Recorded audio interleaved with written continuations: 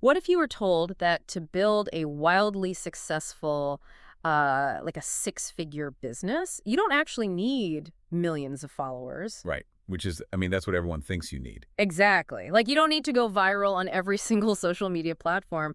And you certainly don't need this, massive, bloated advertising budget that keeps you up at night. Yeah, the anxiety of that is real. Oh, absolutely. So what if instead of chasing the entire world trying to be everything to everyone, you only need exactly, 1,000 people? It's a completely counterintuitive thought, right? Yeah. Especially today. I mean, we are living in this attention economy where the metrics of success they're constantly broadcast in the millions. Right, the millions. Yeah, we're told we need millions of views, millions of clicks, massive scale, that hockey stick growth.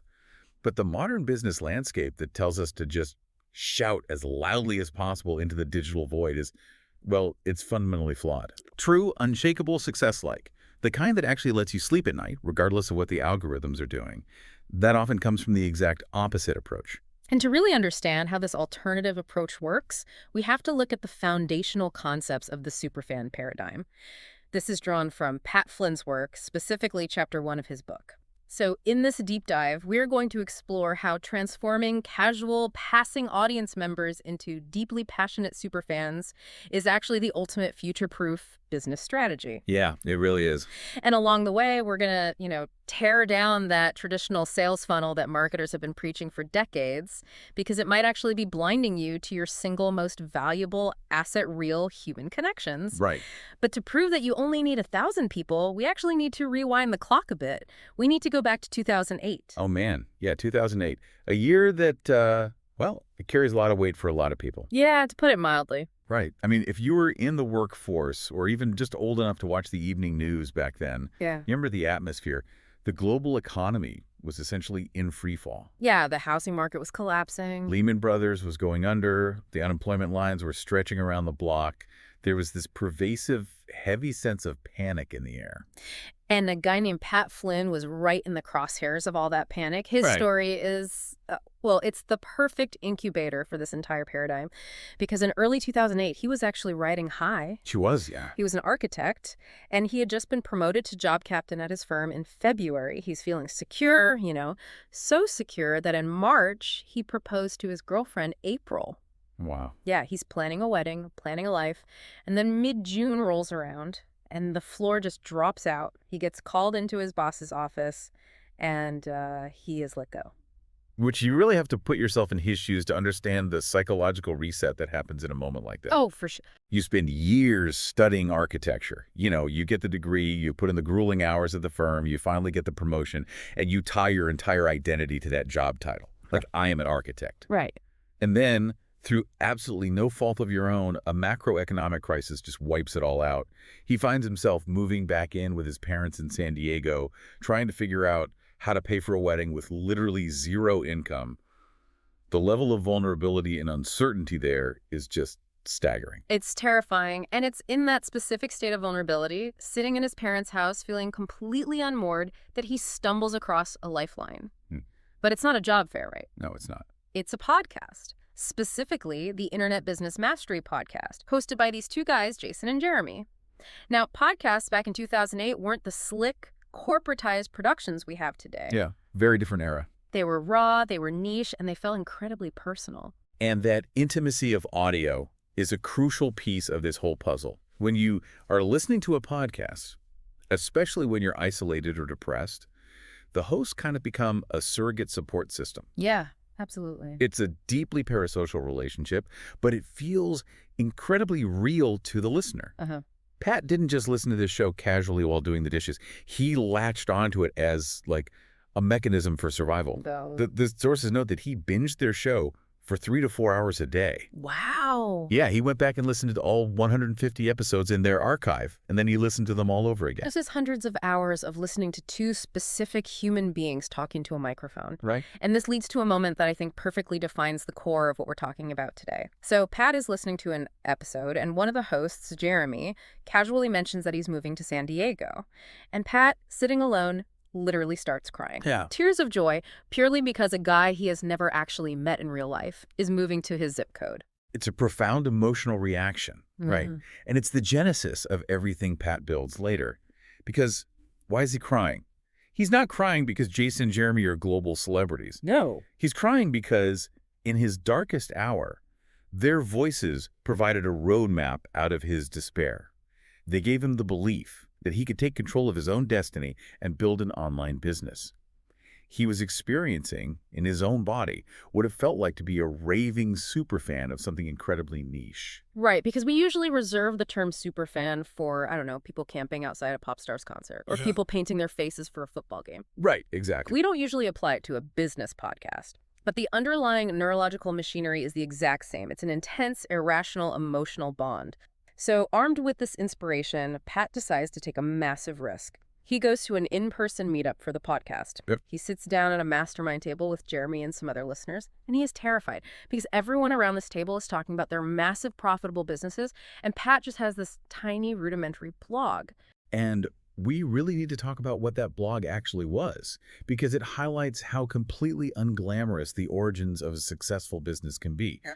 Pat wasn't writing about, like, travel or fitness. He was writing about the LED exam. The Leadership in Energy and Environmental Design exam. Exactly.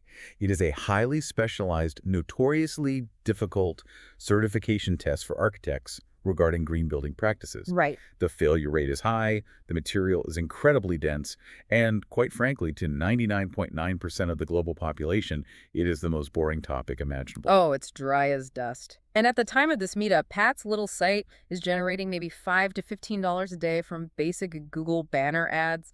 He feels like a complete fraud sitting at this table. But then he shares his traffic numbers with the group. He's getting upward of 5,000 visitors a day. Wow, yeah, that's huge. Right. And the people at the table basically shake him by the shoulders and tell him he is sitting on a gold mine.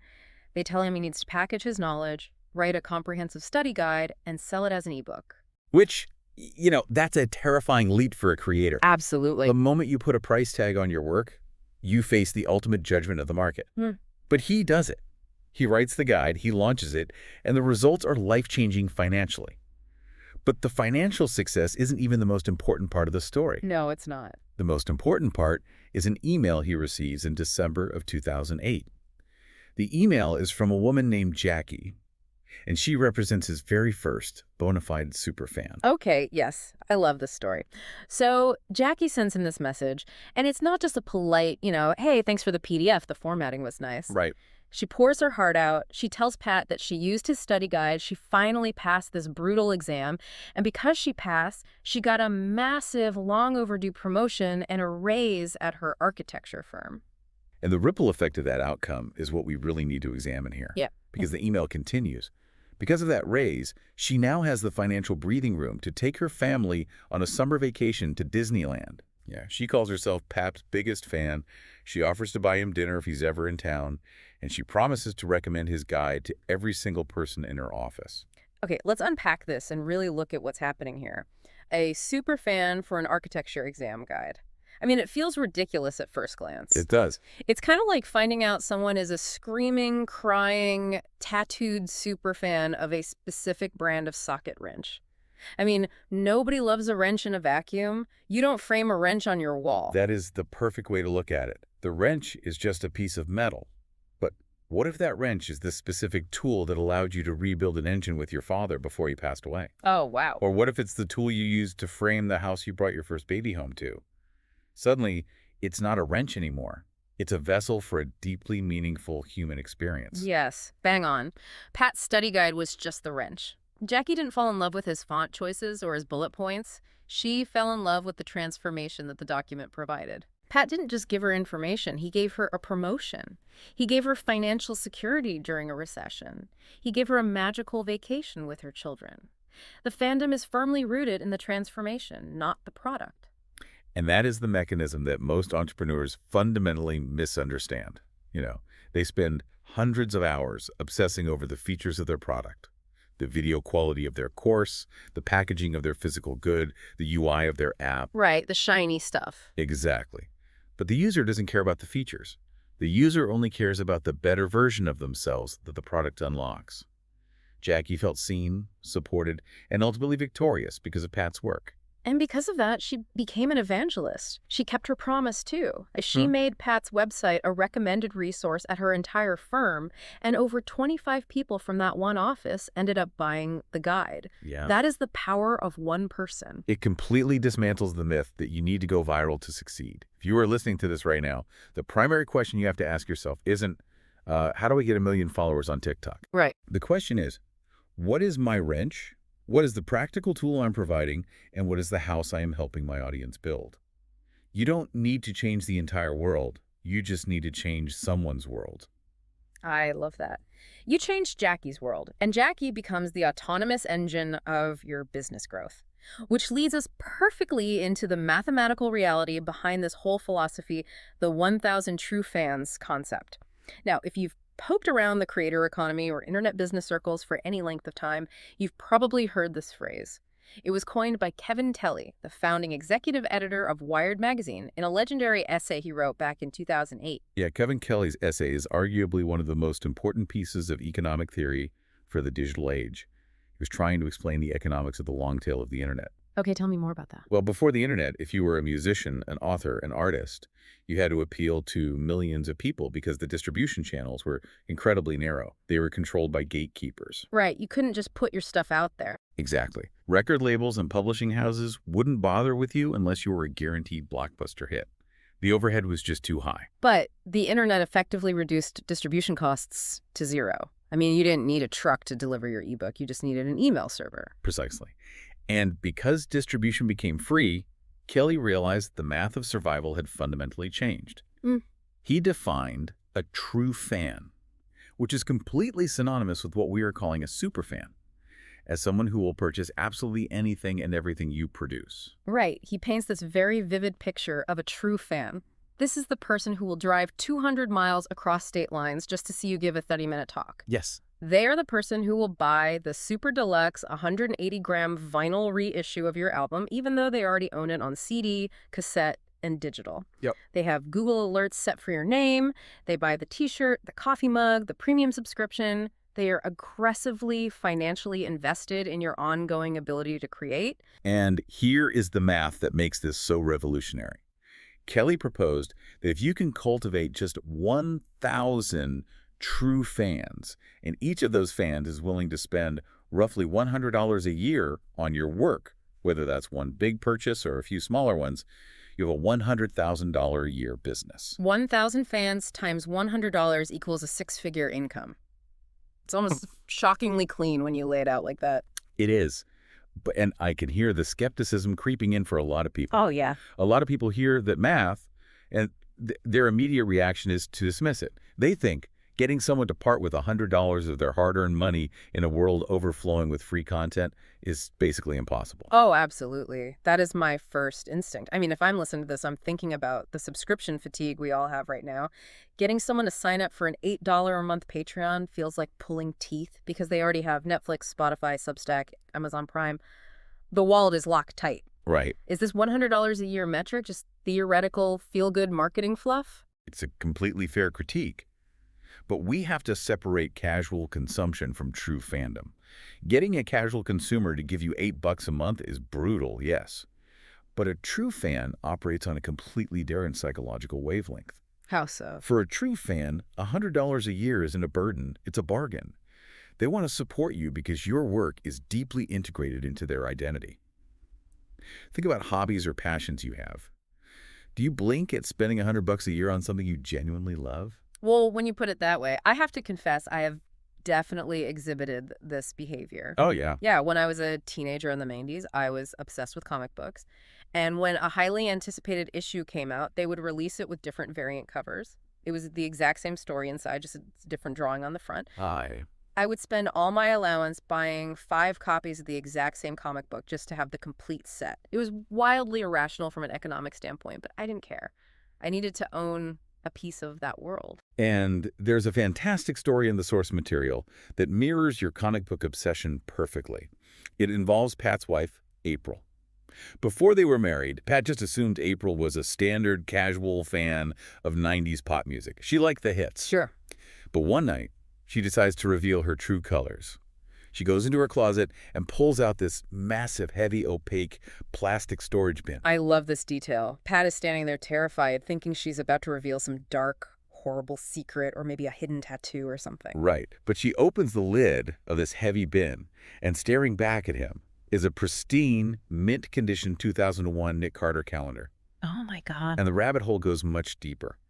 Beneath the calendar, she has meticulously preserved stacks of concert programs.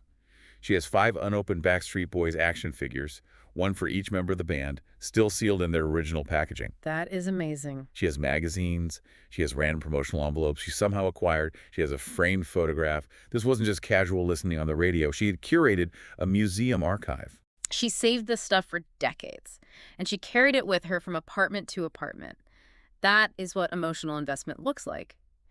April was a stakeholder in the Backstreet Boys universe. And when you realize that people like April exist, Kevin Kelly's math doesn't seem so far-fetched. No, it doesn't. If you have 1,000 Aprils or 1,000 people who treat your work the way I treated comic books, your business is virtually bulletproof. And what's truly liberating is how this reframes your day-to-day operational strategy as a creator or an entrepreneur. Break the math down even further. Acquiring 1,000 true fans equates to gaining just one single true fan a day for a little under 3 years. One a day, just one person. When you consider the scale of the global internet, finding one person a day whose life you can positively impact, whose world you can change like Pat changed Jackie's, is an entirely grounded, achievable goal. Yeah. It removes the paralyzing anxiety of feeling like you need a viral TikTok hit to survive. You don't need a million views. You need one Jackie today and one Jackie tomorrow. It's the difference between trying to sell out an 80,000-seat football stadium and just focusing on hosting a really, really phenomenal dinner party for a few guests every night. I love that analogy. Right. If you host a great dinner party and those guests have a magical time, they will keep coming back. Yeah. And eventually they'll ask if they can bring a friend. The pressure to scream into the void completely vanishes. Quality of fandom drastically, overwhelmingly outweighs the quantity of casual fans. It really does. 10,000 people mindlessly scrolling past your post and hitting like are essentially worthless compared to one person who buys your product, implements it, and changes their life. But this shift in mindset requires a pivot. You have to move away from broad, shallow marketing, which is just trying to get impressions, and move toward deep, meaningful engagement. You have to figure out how to actually cultivate these true fans. Yeah. Because they aren't just born overnight. Right. Which begs the question, how do you actually do that? How do you move past just being another piece of digital noise, another shiny object on a screen? To answer that, Pat shares a brilliant thought experiment that he actually experienced at a business conference, and it completely reshaped how he viewed audience acquisition. It's called the nickel, quarter, and dollar bill on the sidewalk. Yeah, this is great. The speaker at this conference paints a very clear picture for the room. Imagine you are walking down a busy, crowded city sidewalk on your way to work. You look down and you see a nickel lying on the concrete, heads up. Okay. The speaker looks out at a room of 250 ambitious professionals and asks honestly, by a show of hands, how many of you would break your stride, stop walking, and bend down to pick up that nickel? And only about 10% of the room raised their hands, and I'm with the 90%. I would not stop for a nickel. No. It's dirty, and it's almost not worth the physical caloric effort to bend over and pick it up, Yeah, exactly. So the speaker then escalates the scenario. What if it was a quarter? Same sidewalk, same commute. Who stops for the quarter? This time, about 40% of the room raises their hands. Yeah. A bit more enticing, but still, over half the room keeps walking. Yeah, a quarter maybe gets you a gumball or 15 minutes at a parking meter. Still not really enough to disrupt my day. Finally, the speaker asks, what if you came across a crisp $1 bill lying on the ground? And suddenly, as you might expect, almost every single hand in the room shoots straight up. Of course. You see a dollar, you grab it, it's folding money. So the speaker delivers the traditional business lesson derived from this little experiment. He says, when you are operating on the incredibly busy, crowded streets of Business Avenue, you have to strive to be the dollar bill. Right. You have to capture attention because you are something people don't normally see lying around. And you have to offer immediate, undeniable, tangible value so they know it is worth their precious time to stop what they are doing and pick you up. It sounds like bulletproof advice, right? Be the dollar. Stand out from the noise, offer clear value, boom, business solved, send the invoice. But this is where the traditional advice falls woefully, dangerously short. Capturing attention and adding immediate value is not the end game. It is merely the bare minimum requirement for survival. Right. Being the dollar bill just gets you picked up off the concrete. It absolutely does not make anyone a super fan of you. Well, let's test that logic. Why do we pick up the dollar bill? It's certainly not because we have a deep emotional, romantic love for the physical mixture of cotton and linen paper. Nobody is a super fan of the physical object of a dollar bill. Exactly. We don't care about the object itself. Yeah. We pick up the dollar because of the possibilities and the experiences that the currency represents. We pick it up because it can unlock something for us in the near future. A cup of coffee, a song on a jukebox, a tip for a barista. So, if capturing attention and providing immediate value isn't enough to build a loyal audience, what is the missing ingredient? If I am a business owner and I have successfully executed my marketing strategy and I've gotten someone to pick me up off the digital sidewalk, what has to happen next to keep them from just putting me in their pocket and forgetting about me? The missing ingredient is the feeling you leave them with after the initial transaction. Mm. People do not become superfans the exact moment they discover you. They don't become superfans the moment they realize you possess some objective mathematical value. Right. They become superfans because of how you make them feel over a sustained period of time.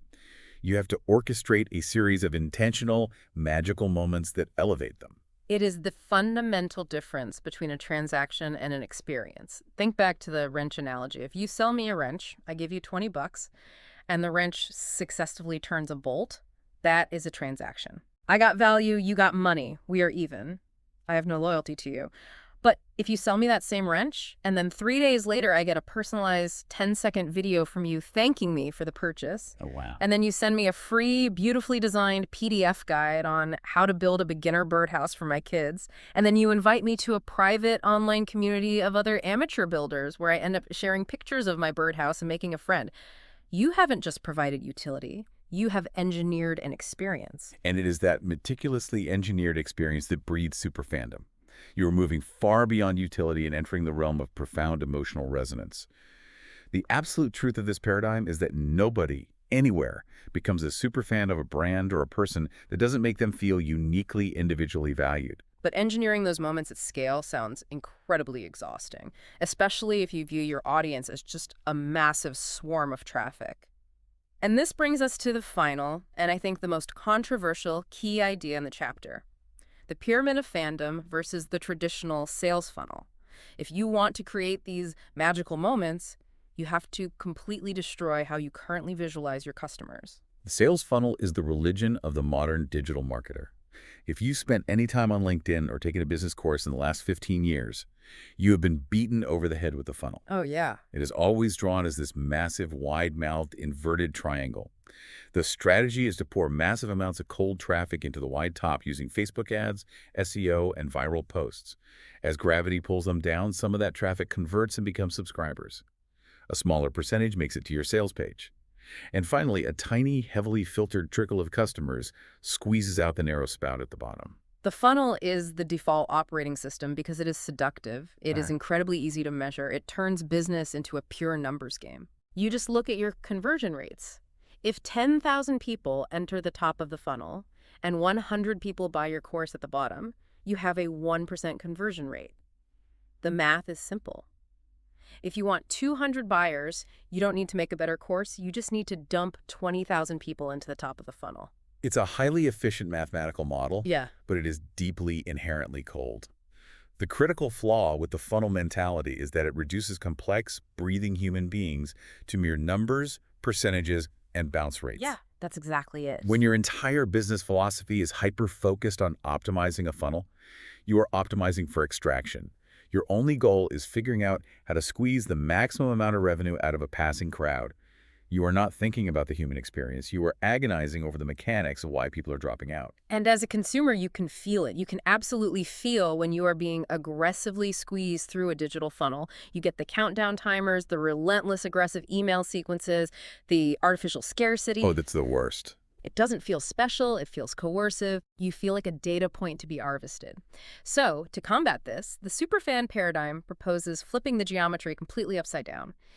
Instead of an inverted, gravity-fed funnel, we need to build a stable, upward-facing pyramid of fandom. The linguistic and visual shift here is crucial. A funnel is about extraction. Gravity pulls them down. A pyramid is about elevation.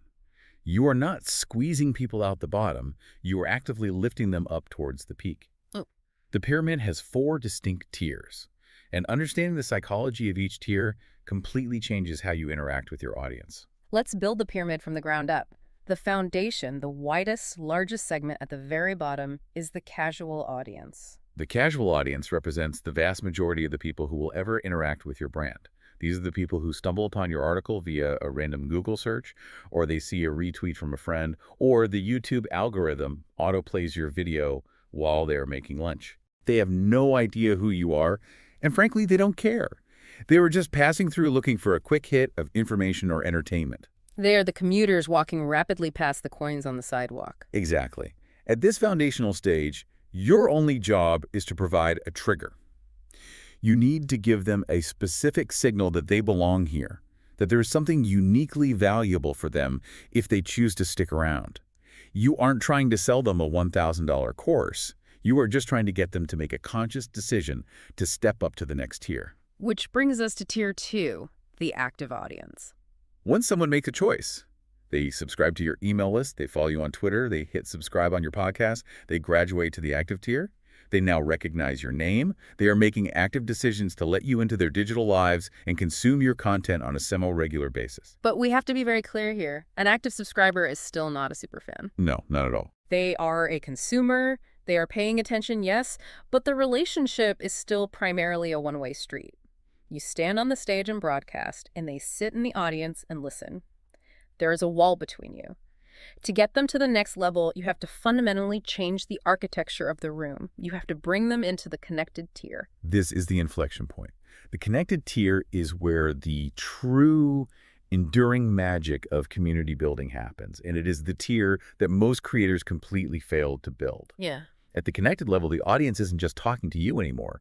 They are talking to each other. That distinction is monumental, Yeah. but how do you actually facilitate that? Because people don't just naturally start talking to strangers on the internet unless there is a framework for it. It requires deep intentionality.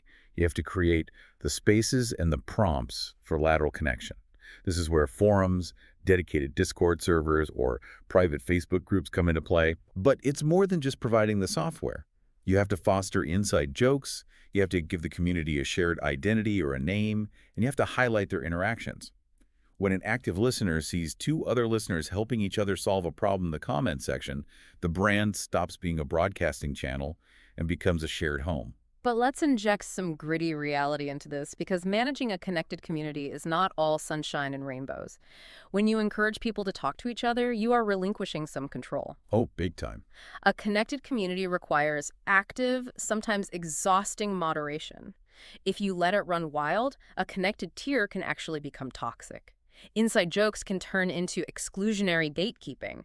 Passionate fans can become hostile to newcomers. That is a very real danger, and it's the hidden cost of community building. You have to tend the garden, you have to establish clear cultural norms and enforce them, which is incredibly difficult work. But if you are willing to put in that emotional labor, and you manage to cultivate a healthy, supportive, connected community, you have created the fertile soil from which the absolute top tier emerges. The superfans. The peak of the pyramid. The superfans are the beating heart of your entire enterprise. Numerically, they are the smallest segment, but economically and culturally, they have the most massive impact. They are your ultimate unpaid ambassadors. They are the jackies of the world. They are the ones buying your study guide and essentially bullying their 25 coworkers into buying it too. Right. But the sources highlight something else they do that is perhaps even more valuable than driving sales. They protect the brand. Yes, the defensive capability of a superfan is remarkable. If you are operating on the internet, eventually you will face criticism, internet trolls, or bad faith actors who try to infiltrate your community and cause chaos. It's inevitable. If you only have a casual or active audience, you have to spend your own time and mental energy fighting those battles. But if you have superfans, you don't even have to lift a finger. Your superfans will police the community. They will defend your character. They will politely, or sometimes not so politely, show the trolls the door. They act like the immune system for your business. But let's connect this back to the broader economic picture, because this exposes the fatal existential danger of relying on that traditional sales funnel we talked about earlier. If your entire business model is built on buying cheap traffic on Facebook and squeezing it through a funnel, you are building your house on quicksand. Because the environment can change instantly without your permission. Exactly. We have seen it happen 1,000 times. You are entirely at the mercy of algorithms and billionaires you will never meet. If Google rolls out a core update that tanks your SEO, your traffic vanishes overnight. If Apple changes their privacy tracking, your Facebook ads become too expensive. We have seen massive seven-figure funnel-based businesses literally crumble in a matter of days because a platform changed its terms of service. But a business that is built on a foundation of superfans, that business is anti-fragile. It is future-proof. Yes. Because superfans do not care about the algorithm. If YouTube unjustly terminates your channel tomorrow, your superfans will seek you out on Vimeo, or they will sign up for your private newsletter. They will find you. If you decide to pivot your business from selling software to writing fiction, they will buy your first novel. They are emotionally invested in you, the creator, not the specific platform you happen to be utilizing at the time. It's like the difference between a sieve and a staircase. A funnel is a sieve. People are constantly slipping through the holes, and you have to keep spending thousands of dollars to pour more people into the top just to maintain your baseline revenue. Yeah. It is an exhausting, never-ending treadmill. It really is. But the pyramid of fandom is a staircase. You aren't losing them to the void. You are actively holding their hand, guiding them upward through shared experiences. And once they reach the top, they stay there. It requires a fundamental, terrifying shift in how you measure your success. You have to stop obsessing over optimizing your conversion rates and start obsessing over the rate at which you connect authentically with your audience. The ultimate goal of your business should not be to squeeze a dollar out of a customer. It should be to elevate a human being into a state of belonging. Treat your audience as a community to be elevated, not traffic to be squeezed. Honestly, that is a manifesto. If you own a business, you should write that on a Post-it note and stick it directly to the center of your monitor. So if we take a step back and synthesize all of this, the crash of 2008, Jackie's promotion, Kevin Kelly's 1,000 true fans, the dollar bill on the sidewalk, and the pyramid of fandom, what is the true, undeniable soul of this entire paradigm? I think the soul of it is that building a wildly successful, future-proof life in business isn't about gaming the system. It is not about discovering the latest algorithmic growth hack or tweaking the button color on your checkout page or manipulating people through a perfectly scripted psychological sales funnel. Right. It is about the intentional design of a human journey. It is about taking the time to orchestrate magical moments that make people feel incredibly special. This entire philosophy operates on the profound, unavoidable truth that nobody, absolutely nobody, becomes a super fan of something that doesn't make them feel uniquely personally valued. If you can make someone feel seen, if you can make them feel heard, and if you can actually help them achieve a result that changes their day or changes their life like Pat did for Jackie when she finally passed that brutal exam, you earn a level of loyalty that literally cannot be bought with any amount of advertising dollars. And that loyalty scales exponentially. One Jackie brings 25 more. 1,000 true fans build a stable, six-figure empire. In an internet defined by cold algorithms and fleeting viral trends, focusing on deep human connection is the most sustainable, resilient, and ultimately rewarding way to build anything of lasting value. So as we wrap up this deep dive, I want to leave you, the listener, with a thought to really chew on as you go about your day. You now know what a superfan is. You understand the long-tail math behind why they are the absolute lifeblood of a future-proof business. And you can visualize the pyramid they must climb, from a casual passerby to an active consumer to a connected community member, all the way to a fiercely loyal superfan. Yep, the whole journey. But I want you to look at your own brand, your own project, or your own career right now. Look at the very bottom of that pyramid. When someone first encounters you, how exactly do you get them to take that very first crucial step? How do you transform a casual commuter, someone just walking down the busy digital street who spots your nickel on the sidewalk, into an active, eager participant? That's the million-dollar question. What is the specific, intentional trigger you can build tomorrow to make them realize they belong and make them want to stay? That is a complex puzzle we'll have to explore in the next chapter, but it is the exact question you should be asking yourself right now, because until you can get them to stop and pick up the coin, the rest of the pyramid is just a beautiful theory. Have you ever noticed how you can consume just hours of content from one creator? Like you read their entire backlog. You watch all their perfectly produced videos. Right, exactly. You watch everything and you feel absolutely nothing. But then You hear one passing comment from another creator, maybe a quick joke about their absurd coffee order, or a passing reference to some obscure 80s movie. And instantly you feel like you've known them for years. Yeah, It's wild. it is. Instantly. So today we are taking a deep dive into the mechanics of that exact phenomenon. Which is such a fascinating psychological pivot, honestly. You go from evaluating this person as a vendor of information to viewing them as a peer. Yeah, as a friend, almost. And the critical thing we're exploring today, drawing heavily from Chapter 2, Break the Ice, from our stack of sources on building superfans, is that this shift happens entirely outside the bounds of traditional marketing logic. Oh, totally. The mission for this deep dive is to break down the actual architecture of that authentic connection. We are looking at how to transition a casual audience into an active one by sharing the human side of your brand. Right, because making a true person-to-person connection isn't just, a nice PR bonus anymore. It's the ultimate future-proof strategy for anyone in business. Absolutely. We need to prove that in a market completely saturated with hyper-optimized sales funnels, your most powerful differentiator isn't your product, it's you. It's your specific humanity. I love that.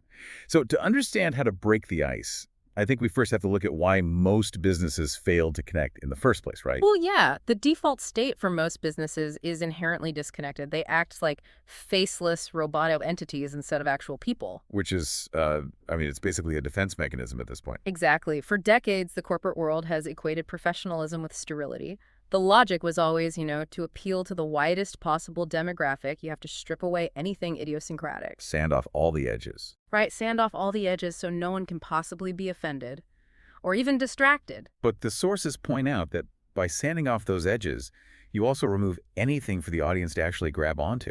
It creates this massive void. Yeah, and to fill that void, there's this concept introduced by Chris Ducker in our sources that just challenges that whole traditional framework. Okay, let's unpack this because this is where it gets really good. So Ducker suggests we need to completely abandon the traditional acronyms of B2B, business to business, and B2C, business to consumer. Because the real magic happens in P2P, person Yeah. to person. Yes. PDP. It's a fundamental restructuring of how you perceive the marketplace. If you operate as B2B, you're placing a corporate veil between you and the buyer. You're an entity speaking to a demographic. Exactly. But P2P acknowledges the biological reality. Corporations don't buy things. Demographics don't subscribe to newsletters. Individual human beings with anxieties and desires make those decisions. And humans are wired to trust other humans, not entities. Right. So let's ground this in a specific scenario because the source material shares this amazing story that maps this P2P transition perfectly. Oh, the 2010 Blog World Expo story. Yeah, in Las Vegas, which, by the way, is the ultimate high-pressure, high-stakes networking environment. Total pressure cooker. So picture the author of our source material as a relatively new, highly introverted creator. He drives 6 hours from San Diego to Vegas. And he usually spends his days safe behind a keyboard, right? So the physical networking environment is completely overwhelming to him. Oh, I can totally relate to that. Yeah. So he sits down in a random row to watch a keynote, surrounded by total strangers. And the guy sitting next to him reaches out to shake his hand, and we get the classic networking script. The standard operating procedure for establishing utility. Exactly. The guy says, "Hi, I'm Dave. What's your blog about?" And this triggers this horrible domino effect down the entire row of chairs. Everyone just starts standing up and giving the exact same white noise introduction. "Hi, I'm Jim. My site is about X. I'm Dana. I write about Y." It's just a sea of absolute sameness. Which is a symptom of that B2B mentality we just talked about. Everyone in those chairs is terrified, so they are leading with their resumes as a shield. Right. They're trying to quickly establish their professional value. Like, here is why I am worth talking to. But when everyone uses the exact same shield, they all become entirely forgettable. There is zero emotional resonance there. None at all. But then, this guy sitting behind the author, a guy named Harris, he breaks the mold entirely. It's a brilliant tactical disruption. It really is. Harris leans in, and he doesn't mention his blog. He doesn't drop his niche or his traffic numbers. He just says, "Hi, I'm Harris. I left my wife at home with my kids to be here. How about you?" Boom, he bypasses the professional armor completely. It instantly changes the oxygen in the room. The author responds, "My wife is here with a 1-year-old, and I left her in the hotel room." And that is the moment the ice shatters. They don't bond over SEO strategies. They bond over the shared chaotic reality of having toddlers. Yeah. They ditch the cold networking, they grab lunch together, and the text notes, they remain friends to this day. Which is a beautiful story, but I know what some people are thinking right now. Right, I actually want to push back on the business logic here thoughtfully, because we are talking about a professional conference. Time is money. Flights are expensive. Exactly. If you're trying to grow a business, shouldn't you lead with your value proposition? If you spend an hour talking about toddlers, aren't you missing out on discovering a potential joint venture partner? It's a completely fair critique, and honestly, it's the exact reason why the sea of sameness still exists. People equate directness with efficiency. So why is that wrong? Well, the source material provides this wedding reception analogy that illustrates why leading with your humanity actually creates a much higher yield in the long run. Oh, I love this analogy. Because I've been to enough weddings to know the seating chart is usually a political minefield. Precisely. When you plan a wedding seating chart, you don't randomize it, right? You don't sort guests alphabetically. You engineer an environment. You put the high school friends at one table, the college tennis team at another. Yeah, you group the rowdy guests in the back by the bar. And why do you do that? Because human beings relax, lower their guards, and actually enjoy themselves when they realize they share common ground with the people around them. You group people who have a shared vocabulary. When the environment feels familiar, the psychological friction just drops to zero. Exactly. So if we map that wedding reception analogy onto audience building, it paints a very clear picture. If you operate a business and only ever broadcast content about your specific, narrow niche, you are forcing every single person to sit at a sterile corporate table. Where the only permitted topic of conversation is work, which is exhausting. Right. But if you introduce elements of your actual life, like Harris bringing up his kids, you are building a new table. You give people an entry point that has nothing to do with your product. And that alternative entry point is crucial for long-term retention. Because if your audience only follows you for the raw utility of your information, your relationship is purely transactional. And what happens when a competitor offers slightly better information? Or the same information for a slightly lower price? Your audience defects immediately. There's no switching costs. Right. But if they feel a personal kinship with you because you both struggle with the same parenting issues or you love the same sports team, they stay. The humanity is the switching cost. That is such a powerful way to frame it. So if I'm tracking this, it's not about abandoning professionalism. It's about redefining it. Professionalism isn't sterility.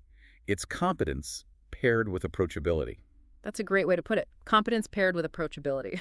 But I feel like that opens up a rather large can of worms. How so? Well, if the goal is to be a real three-dimensional person to your audience, how do you calibrate the volume? I mean, my nightmare is accidentally oversharing my personal life with thousands of strangers on the internet. Oh, sure. That is the pendulum swinging way too far in the other direction. The goal is connection, not exhibitionism. So how do we know what crosses the line? The text offers a highly practical heuristic to solve this exact problem. It's called the friend filter. The friend filter. Okay, walk me through that. The rule is remarkably simple. Share what you would comfortably share with your friends. You don't have to document every waking moment of your life. Your close friends do not want a minute-by-minute documentary of your breeding patterns, right? No, that would be exhausting. So your audience doesn't need that either. But you would absolutely text a friend about a strange habit you have or a frustrating moment in your day or just, your quirks. The source material gives some really great, mundane, but relatable examples of this, like a good book you're reading or a great breakfast you just had at Roscoe's Chicken and Waffles. Or celebrating your hometown basketball team's championship win. Right. These aren't deep, dark secrets. They are just the mundane textures of a normal life. And those mundane textures act as sociological markers. When you mention a specific local restaurant or a specific sports team, you are signaling tribal affiliation. You're allowing the audience to recognize you as part of their broader cultural world, not just a vending machine for content. Exactly. And this doesn't just work for solo creators building a personal brand either. The sources highlight a fascinating corporate application of this with Wistia. The video software company, right? Yeah. Now, B2B SaaS software as a service is traditionally the most dry, feature-obsessed industry on the planet. It is an industry entirely built on metrics, bandwidth, and API integrations. It is incredibly sterile. But Wistia refused to play by those sterile rules. They didn't just email their users about UI updates. They introduced the world to Lenny. Oh, Lenny. Yeah, Lenny is their 45-pound red Labradoodle. He's their unofficial mascot. He attends meetings. He's featured in their content. They even launched a start put competition to get other tech startups to show off their office dogs. Which is just a masterclass in lowering the psychological drawbridge. By highlighting a dog, they bypass the logical, analytical part of their clients' brains, the part that stresses over software budgets. And they spoke directly to the emotional center. They gave a faceless tech infrastructure company a warm, highly relatable face. Right, because if a potential client loves dogs, they're going to feel a subconscious affinity for Wistia over a faceless competitor, even if the competitor's software is functionally identical. It's the ultimate tiebreaker in a crowded market. It really is. The sources also offer a great example of this from the author's own experience, which really highlights the tension between the old corporate mindset and this new P2P reality. Oh, you mean the Back to the Future obsession? Yes. So here's where it gets really interesting. The author is a massive fan of the 80s movie Back to the Future. Which is a very specific, highly recognizable piece of pop culture. Exactly. And when he was starting out, his business mentors told him to completely bury this obsession. They gave him the classic 20th century PR advice. Let me guess. It's unprofessional. Basically, they said, you are teaching business strategies. Talking about a time-traveling DeLorean undermines your authority. It confuses the brand. Which assumes that the audience's attention is so fragile that any deviation from the core topic will just destroy their trust. Right. But he trusted his gut and ignored the mentors. He started sprinkling Back to the Future references into his content, his presentations, his emails. And the result completely validated the P2P theory. His audience didn't lose respect for his business acumen. They actually became deeply attached to his fandom. The text notes that fans now constantly tweet him pictures of DeLoreans they see on the street. When Tesla hid a Back to the Future Easter egg in their car software, his inbox just flooded with messages from followers making sure he saw it. So if we break down the underlying psychology of why that works, we encounter a mechanism the text calls the association of appreciation. Okay, walk me through the mechanics of that. It sounds like an analogy I read, like adding flavor to a recipe. If you're writing a blog on personal development, instead of a boring listicle, you make it 10 things Harry Potter can teach you about personal development. That's a perfect analogy. The association of appreciation relies on emotion transference. When a person holds a deep, pre-existing passion for something, whether it's Harry Potter or rescuing Labradoodles or a specific sports team, they have positive neurochemical pathways associated with that subject. Right. They already love it. Exactly. So when they discover that you share that exact same obscure passion, their brain performs a shortcut. They take a portion of the joy and trust they feel for Back to the Future, and they subconsciously transfer it directly onto you. Wow. So you become cognitively linked to their own joy. Yes. It's almost like a psychological Trojan horse. You weren't forcing them to build a new relationship from scratch. You were tapping into a reservoir of goodwill that already exists inside their heads. Injecting your personality into the things you're already doing. You might alienate a few people who hate your specific interest, but the ones who share it will become fiercely loyal. Precisely. But this realization brings us to a fairly dark crossroads, doesn't it? The temptation to engineer the outcome? Exactly. If we know definitively that sharing personal details and tribal markers acts as a powerful psychological magnet, can this be faked? Like, if I'm a marketer without a soul, can I just reverse engineer a highly attractive persona specifically designed to manipulate this system? I mean, in a digital landscape where curation is the default, it is incredibly easy to construct a synthetic persona. But the source material draws a hard, non-negotiable line here, the authenticity mandate. The authenticity mandate. Whatever you put through that friend filter, whatever quirks or stories you choose to share, they must be unequivocally true. Because the alternative is what the text calls the negative trap, which is something we see constantly on social media right now. Oh, everywhere. The classic example is the hustle culture influencer who rents a sprawling Airbnb mansion for a weekend, changes outfits 10 times, and takes a month's worth of photos leaning against a sports car they don't even own. They're projecting this fabricated image of bling and effortless wealth. And we have to acknowledge that tactically, in the very short term, that illusion works. it will attract eyeballs. It will generate clicks, sure, but it builds a foundation on quicksand.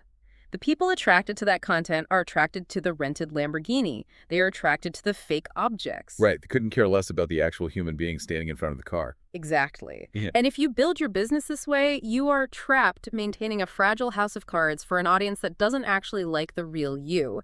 It creates an immense cognitive load, playing a character 24/7. So what's the antidote to that? Well, when we look at the antithesis of that, the positive power of raw authenticity, the results are remarkably sturdy. The text brings up the case of Chalene Johnson, a massive figure in the fitness industry. Okay, the fitness industry is arguably ground zero for the vanity trap. The entire economic model is often built on projecting absolute, curated perfection. Perfect meal prep, flawless workouts, perfect body. The implicit promise is always, buy my program and you will achieve my flawless existence. The pressure to maintain that facade must be just overwhelming. But Chalene broke rank. Instead of maintaining the flawless guru persona, she posted a raw, vulnerable video on Facebook where she opened up about deep, painful struggles she was having in her marriage. She just pulled the curtain back on a very messy reality, which, in the context of her industry's norms, is a massive professional risk. Oh, huge. But what's fascinating here is the audience's reaction. It was extraordinary. They didn't abandon her because she shattered the illusion of perfection. They rushed toward her. Yes. They applauded her, they flooded the comments with support, shared their own stories, and connected with her on a level that a workout tutorial could never, ever achieve. Her vulnerability acted as the ultimate icebreaker. But I want to press on this because there is a very fine line here. We see a lot of creators today crossing from vulnerability into what looks like emotional manipulation. Where is the boundary between being relatable and just using your audience as a free therapy session? That's a great question. I mean, is there a risk of trauma dumping on people who just came to you for fitness advice? It's a critical distinction, and it comes down to the intention behind the disclosure. The text clarifies this beautifully. You share your humanity to serve the audience, not to extract from them. To serve them. Expand on that. When Chalene shared her marriage struggles, the subtext wasn't, I am falling apart, please fix me, please validate me. The subtext was, I know many of you look at my life and think it's perfect, which might make you feel worse about your own struggles. I am sharing my pain to show you that you aren't alone. It was an act of empathy. Exactly. Trauma dumping is a demand for the audience to carry your emotional weight. Authentic vulnerability is offering your own reality to help the audience carry theirs. That reframes the entire concept of sharing online. It's not about broadcasting your diary to dump your problems. It's about finding the intersection between your authentic experience and your audience's emotional needs. Exactly. What you put out is exactly what you will attract. So this brings us to a very practical question. We've established what to share and how to share it authentically. But how do we operationalize this? If I'm listening right now, how do I actually start implementing this strategy today? Well, the shift has to happen in the operational mechanics of your platform. Breaking the ice is fundamentally incompatible with a one-way broadcast. Right, if you just stand on a stage and shout your quirks through a megaphone, you're still treating the audience as a passive demographic. It's about inviting your audience to connect with you and eventually with each other. You have to create a space for a dialogue. And the text highlights a legendary example of this from the tech world with Buffer. Ah, yes. Buffer's #BufferChat, a phenomenal case study in community architecture. For 4 years, they ran this weekly Twitter chat. It wasn't just a marketing blast. They essentially rented out a digital town square. They would pose questions, guide discussions, and invite their users to interact not just with the brand, but with each other. It became this massive weekly gathering. Yeah, drawing over 400 active participants per session. The genius of BufferChat is that Buffer stepped back from being the expert broadcaster and took on the role of the host. They facilitated the environment where P2P connections could flourish. So to help us transition from broadcasting to hosting, the source material provides a very specific 3-step exercise. And the 3rd step completely goes against every instinct in modern business. Let's break down the mechanics of the exercise. Step 1 is simply to choose a platform. Choose one arena where your audience already exists. Your email list, a podcast intro, an Instagram story. Okay, got it. Step 2, share one small, authentic thing about yourself that you haven't shared before. Keep it simple and within your comfort zone. Right, apply the friend filter. Maybe it's the fact that you can't work without a very specific type of lo-fi hip-hop playing, or that you just watched a terrible movie and loved it. Just a single pixel of humanity added to your public portrait. But then we hit step 3, the golden rule of this exercise: do not measure the results. Do not measure the results. Okay, so what does this all mean? Stop right there. In the modern creator economy and in business generally, the rule is what gets measured gets managed. We track open rates, click-through rates, conversion funnels. Why on earth would the source material explicitly instruct us to ignore the data on this? Because applying analytics to your own humanity destroys the authenticity of the act.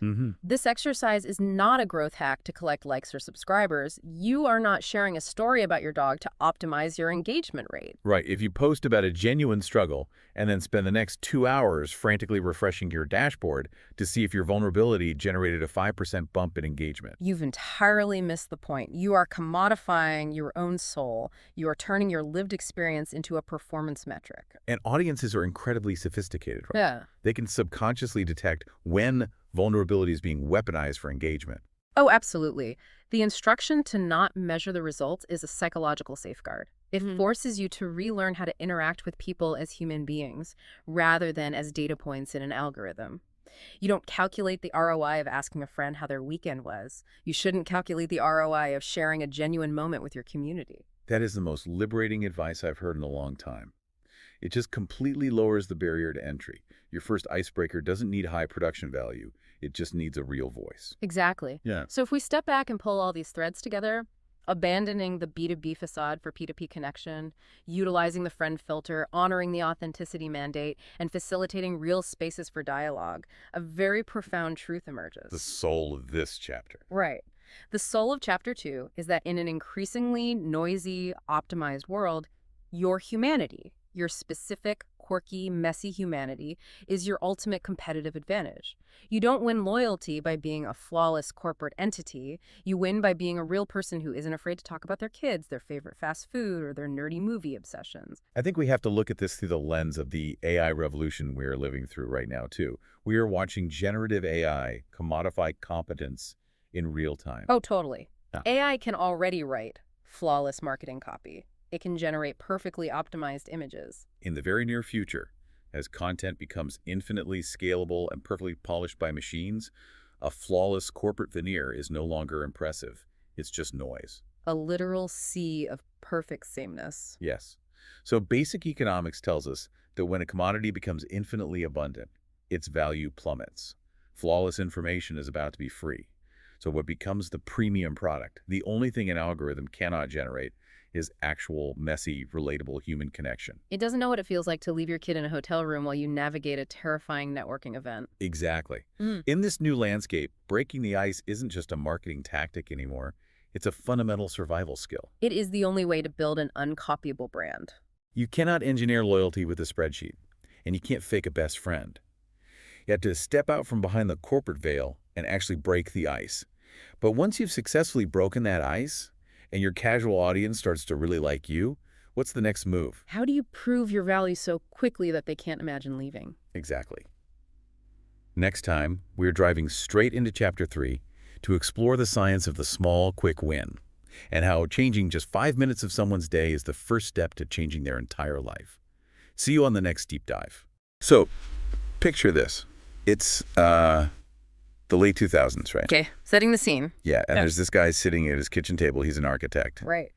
And he is just incredibly methodical. Like, he tracks literally every single penny that comes in and goes out of his household. Oh, one of those spreadsheet guys. Exactly. A massive color-coded spreadsheet guy. Yeah. And his whole financial philosophy is built on, delayed gratification. Just put your head down and save. Right. Put your head down, hoard your pennies, wait for compound interest to do its thing, and hopefully, by the time you're 65, you're comfortable. Which is a very traditional, very safe way to look at wealth. Super safe.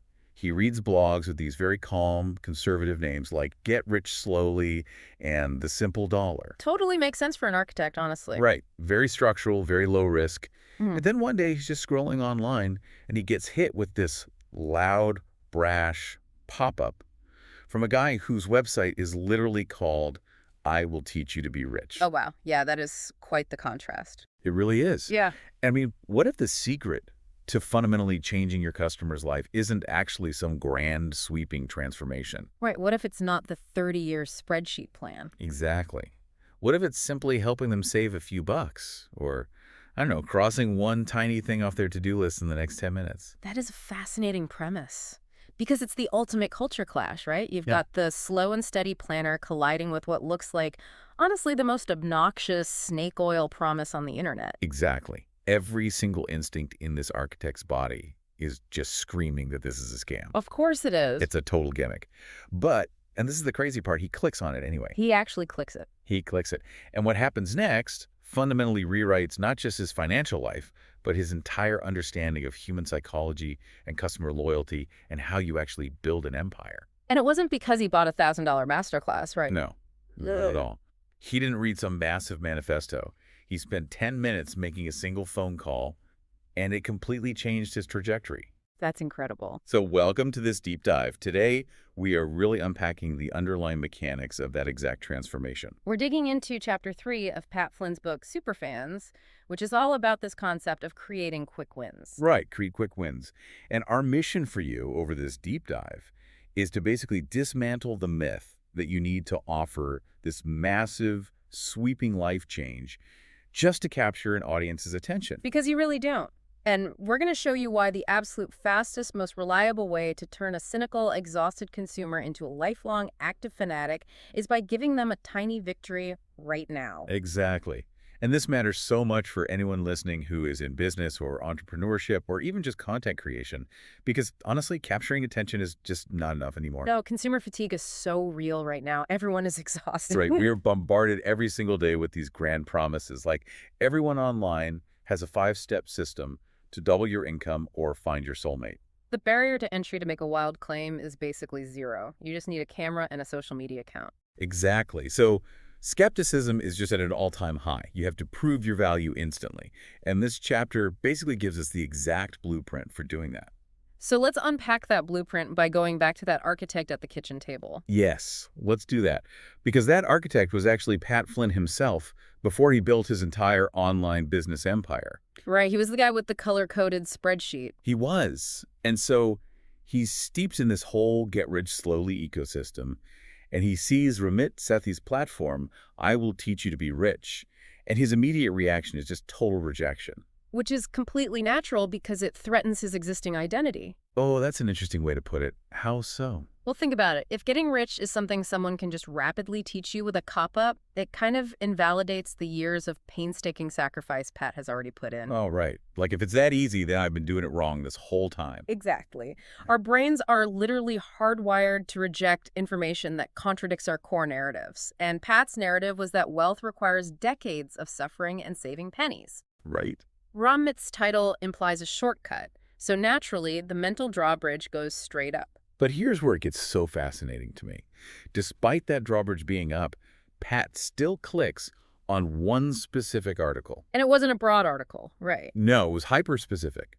The promise was literally how to save thousands of dollars in 10 minutes with one simple phone call. See, that is brilliant. It really is. It's not some big philosophical treatise on wealth creation. It is just a wildly simple 3-step blueprint. What were the steps? Step 1, call your cable company. Step 2, read this exact word-for-word script that Ramit provided to negotiate a lower rate. And step 3, just enjoy the extra money. Notice the architecture of that promise, though. It's strictly time-bound. 10 minutes. Right, 10 minutes. And it's incredibly low effort. It's just one phone call. Yeah, you don't even have to leave your house. Exactly. And the most important part is that it removes all the cognitive load. Or, I mean, it didn't say, go negotiate and be tough. Right, he said, read this specific sentence out loud. He literally gave him the script.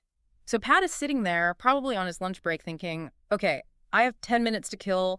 I'll do this just to prove this guy is full of it. Oh, 100%. He wanted to prove it was a scam. So he picks up the phone, he calls Comcast or whatever, and he reads Ramit's script verbatim. And what happens? He instantly gets his monthly cable bill slashed by 20%. Wow. Right. Just like that. In 10 minutes, he permanently lowered his cost of living. And the psychological whiplash in that exact moment is what we really need to focus on, because the skepticism doesn't just quietly fade away, It shatters completely. It's total conversion.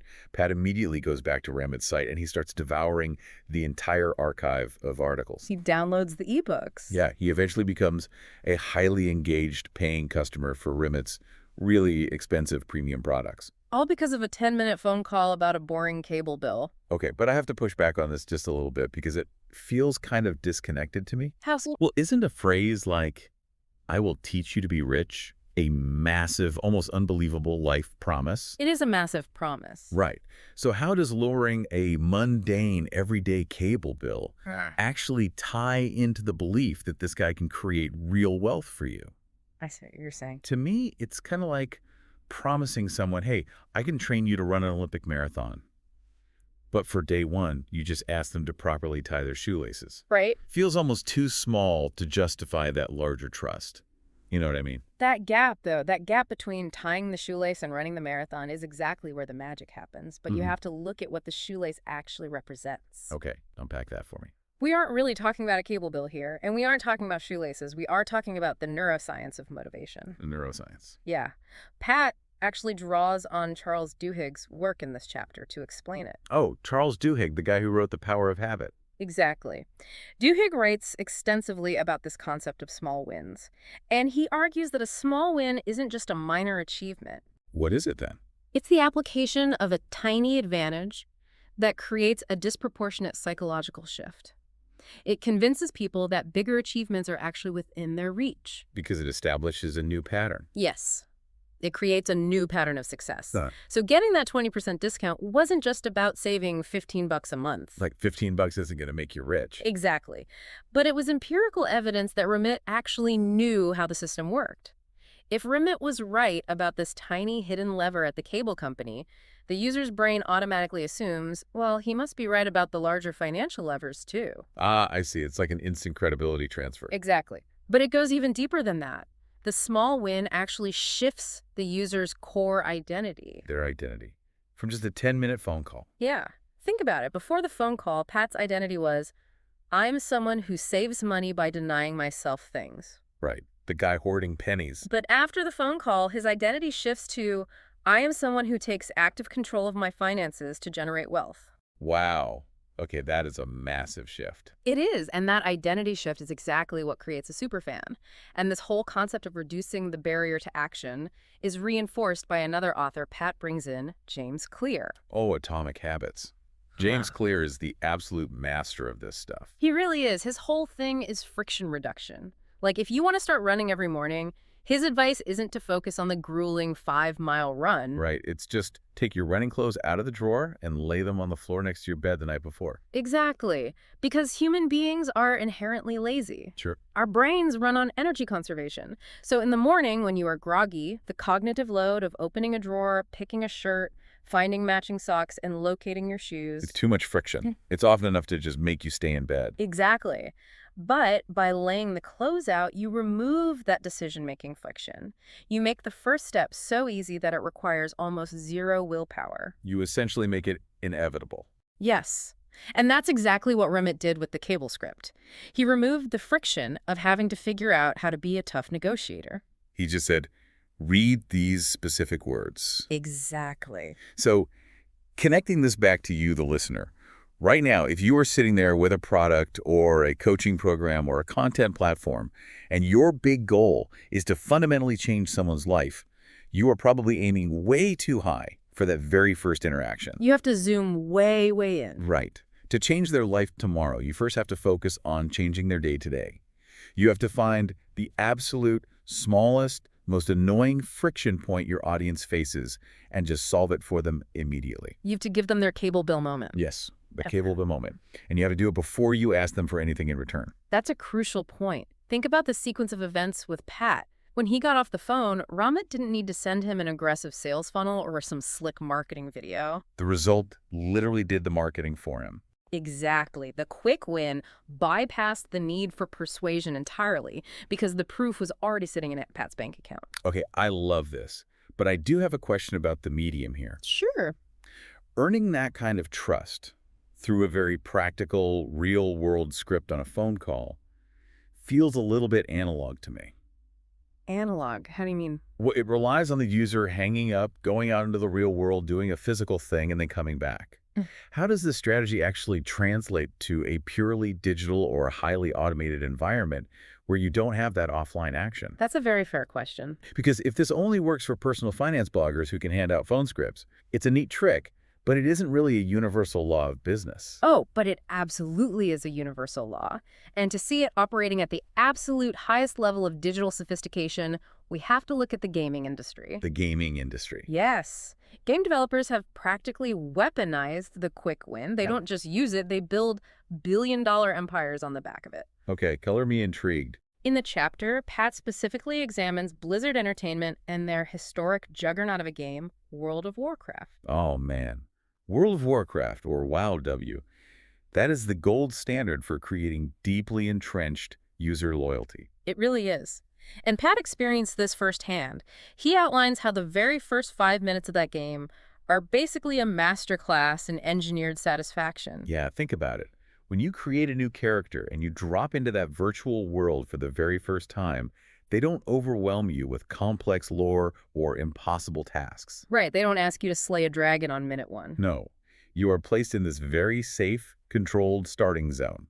And the game gives you a wildly simple, clear objective. Just go slay 3 weak little boars wandering around the field. It's so basic. It is. You press a couple of buttons, the boars go down, you loot a tiny bit of treasure, and then boom, you instantly bump up to level 2. And that transition to level 2 is incredibly deliberate. It's a multi-sensory explosion. The sound design alone. Right.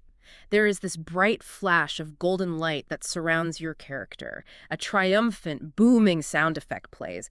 Big text appears on the screen telling you your stats just increased. And the game immediately grants you a new, more powerful ability to use right away. It is a highly orchestrated cascade of positive feedback. It's immediate, undeniable gratification.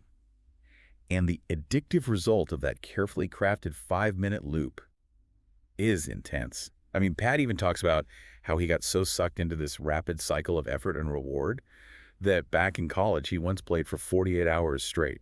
48 hours? That's intense. Yeah, he literally had to delete the game off his hard drive entirely just to save himself and his GPA from his level 60 mage. Wow. He couldn't even trust himself to moderate it. Nope, he had to go cold turkey, which perfectly illustrates just how mechanically powerful this dopamine loot is. It really does. But, let's step out of the realm of pure entertainment for a second and contrast WoW with something much more complex. Like an educational platform. Exactly. Because you might be listening and thinking, sure, a video game is designed to be fun, so it's easy to create a quick win there. But what about when I'm trying to teach a really hard skill? Right. Learning isn't always instantly fun. Exactly. Yeah. And this is where the platform Codecademy becomes such a brilliant case study. Yes, Codecademy. Because learning to code is universally recognized as grueling. It is pretty much the opposite of an immediate sensory thrill. It really is. It involves staring at a blank screen, trying to memorize abstract syntax. Dealing with those maddening error messages just because you missed one tiny semicolon. Right. It is incredibly intimidating for a beginner. So how on earth does a platform that teaches coding deliver a level-up moment in the first 5 minutes? It seems impossible. They do it by completely subverting the traditional onboarding process. Okay. Well, when a new user signs up for a coding class, they are usually bracing themselves for this massive tidal wave of technical jargon. They expect to be told to read a manual on the history of programming languages, or they think they have to install all this complex software on their local machine first. Which is a huge friction point. Massive! But Codecademy does none of that. Instead, the very first thing they send is an invitation to complete a 30-minute mini project right there in the browser. No installation required. Exactly. And the project isn't something dry like learn the theory of variables. What is it? The project is to create an interactive, animated version of their own name using JavaScript. Oh, that's so smart. Right. They are handed this sandbox environment where half the work is already set up behind the scenes, and they are just guided to input their own name and hit the run button. Okay, I see why that's smart. But I have to stop and ask a pretty serious ethical question about what we are actually advocating for here. Okay, let's hear it. Are we just talking about manipulating people's dopamine receptors like a casino operator? Oh, that's a sharp question. Because when you describe the golden flash of light in World of Warcraft, or, giving someone a pre-baked coding project just so they feel smart for a minute, It reminds me of getting a free sample of cheese at the grocery store on a Sunday afternoon. The cheese sample analogy, I like it. Right. They don't give you the recipe for the cheese. They don't educate you on how the cheese was aged in a cave somewhere. They just hijack your immediate hunger reflex so you impulsively throw the $10 block into your cart. Right, it's just a trigger. Yeah. So if we are just engineering these empty dopamine hits to hook an audience, isn't that inherently manipulative? Like, does it actually build a true superfan or just an addict? That is the critical distinction we need to make right now, and it really comes down to the difference between extracting value and delivering genuine competence. Okay, explain the difference. Well, in a casino, the house always wins at your expense, right? The dopamine hit of a slot machine is specifically designed to mask the fact that you are losing your resources. Right, it flashes lights while taking your money. Exactly. And the grocery store cheese sample is a purely transactional trigger. But the quick wins Pat is advocating for, like Codecademy or Remit Sethi's script, are entirely different because the underlying value is real. It actually serves the user's long-term goals. But it's still just a dopamine hit, isn't it? We have to look at how dopamine actually functions in the brain. Because most people just think dopamine equals pleasure. Yeah, walk me through that. Isn't it the pleasure chemical? It's a super common misconception. Dopamine isn't actually the reward itself. It is the molecule of anticipation and motivation. Oh, really? Yes. When the brain experiences an unexpected positive result, like getting a 20% discount you didn't think was possible, or seeing your name suddenly animate across a screen when you thought coding was impossible, it releases a huge spike of dopamine. Okay. And that spike acts like a chemical save state. It tells the brain, hey, whatever you just did to achieve this, remember it and do it again. Ah, so it builds a loop. Exactly. In World of Warcraft, that tight feedback loop builds a massive reservoir of motivation. The player is basically banking that motivation because eventually getting to level 40 isn't going to take 5 minutes. It's going to take 40 hours of grinding. So the early quick wins build the psychological resilience you're going to need for the harder work later. Precisely. They are front-loading the motivation. Okay, that makes sense for a game. But how does that apply to the Codecademy example? Yeah. Because that user actually has to learn hard skills eventually. They can't just animate their name forever. With Codecademy, the psychological mechanism isn't just about building motivation. It's specifically engineered to dismantle fear. Fear of coding. Right. The biggest barrier to learning to code isn't a lack of intelligence. It is the overwhelming anxiety that I am not smart enough to do this. Yeah, the imposter syndrome is huge. It's an identity problem, just like Pat had with his finances.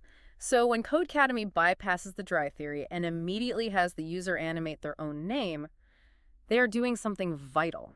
They are introducing personalization. Seeing your own name bounce around the screen makes the abstract concept of JavaScript intimately relevant to you. That's true. It's not just some random text. Right. And more importantly, it replaces the user's anxiety with the sudden, undeniable sense of competence. Oh, wow. The internal monologue completely flips. Exactly. It goes from, I'm going to fail at this, to, wait a minute, I just typed a line of code and the computer did exactly what I told it to do. I actually just wrote JavaScript. That is so powerful. You aren't manipulating them into buying a block of cheese. You are using their own neurochemistry to prove to them that they are actually capable of achieving the goal they signed up for. Yes. You are removing the mental friction of self-doubt. And when a brand is the catalyst for making someone feel smart and capable and empowered, that person becomes fiercely loyal to that brand. They become a super fan. Exactly. So the mandate for you, the listener, is to literally map out the first 5 minutes of your customer's journey. Every single touch point. Right.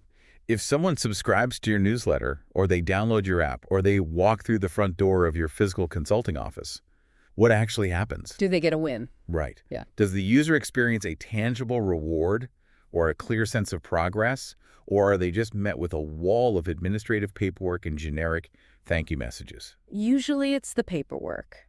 Sadly, yes.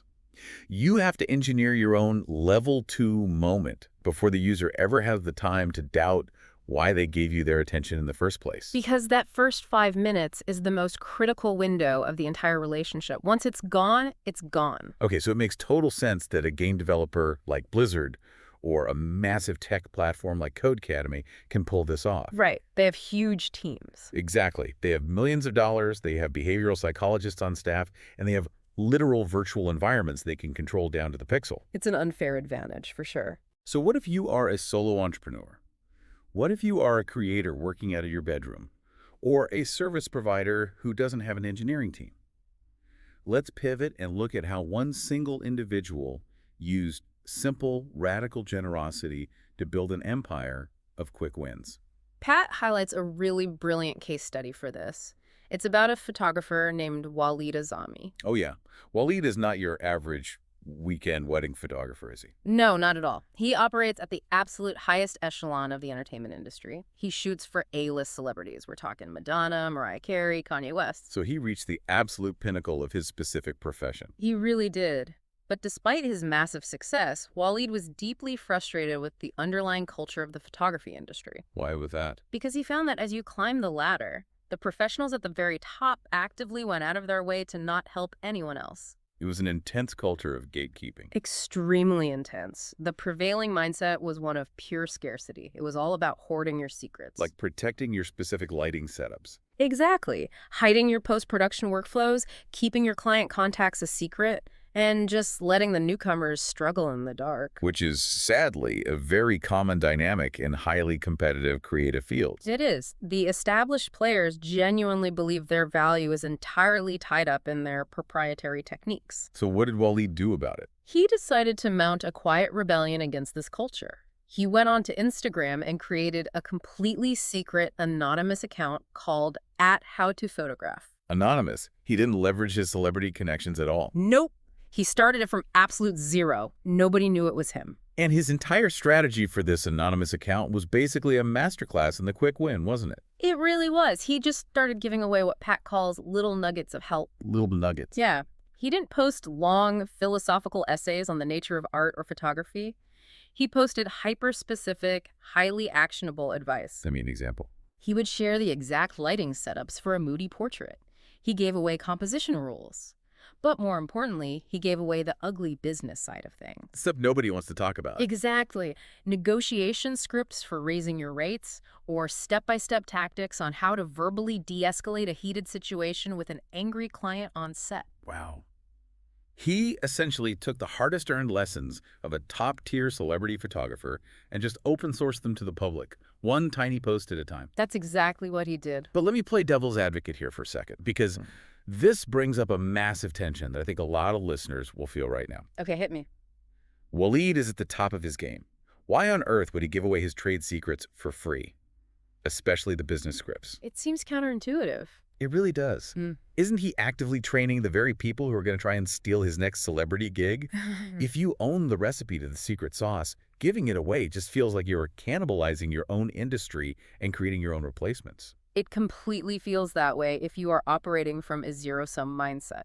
A zero-sum mindset. Yeah. If you believe there is a fixed, limited amount of success in the world, then yes, teaching someone else how to light a portrait feels like a direct threat to your livelihood. Right. But Waleed understood something fundamental about the generosity ROI, the return on investment of just giving away your best stuff. Okay, let's break that down. Why does giving away the recipe actually make you the chef everyone wants to hire? First off, in an industry that is defined by secrecy and paranoia, extreme transparency makes you a massive anomaly. You stand out instantly. Exactly.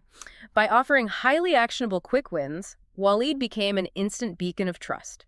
He signaled to the entire market that he was so confident in his core ability, his unique eye, his relationship with his subjects, that giving away the technical details didn't threaten him at all. Oh, that's such a flex. He proved his abundance. He stood out precisely because he had nothing to hide. Exactly.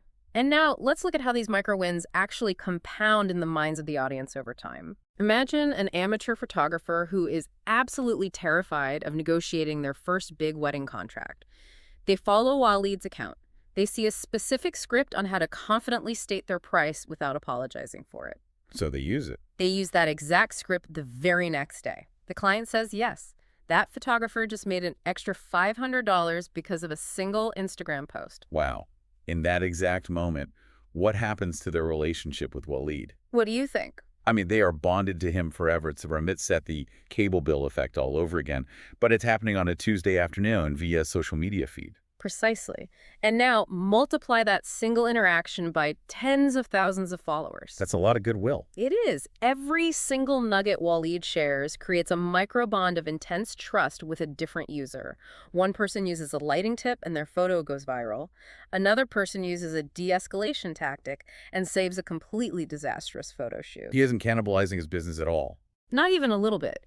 He is building a massive, fiercely loyal army of practitioners who view him as the ultimate, undisputed authority in their field. Right. So later down the line, when Waleed decides to step out from behind the anonymous account and release, say, a premium course or a masterclass or a specialized preset pack, who do you think that massive audience is going to open their wallets for? Are they going to buy from the veteran photographer who sneered at them and hid his techniques? No. They are going to buy from the mentor who gave them the exact script that landed them their first paying gig. They are going to buy from the guy who gave them the win. It's not even a competition at that point. So the practical takeaway here for anyone listening is incredibly potent. Do not hoard your expertise. Please don't. If you have spent 10 years mastering a complex domain, your natural instinct will be to protect it or to only sell it in some massive, expensive package. Resist that instinct. You have to break your vast knowledge down into tiny, digestible, highly actionable nuggets that a complete stranger can apply in 5 minutes. Generosity is the ultimate icebreaker. If you know how to do something incredibly well, give away the very first step for absolute free. Because generosity scales trust faster and more deeply than any paid marketing budget ever could. It fundamentally changes the dynamic from vendor and consumer to guide and hero.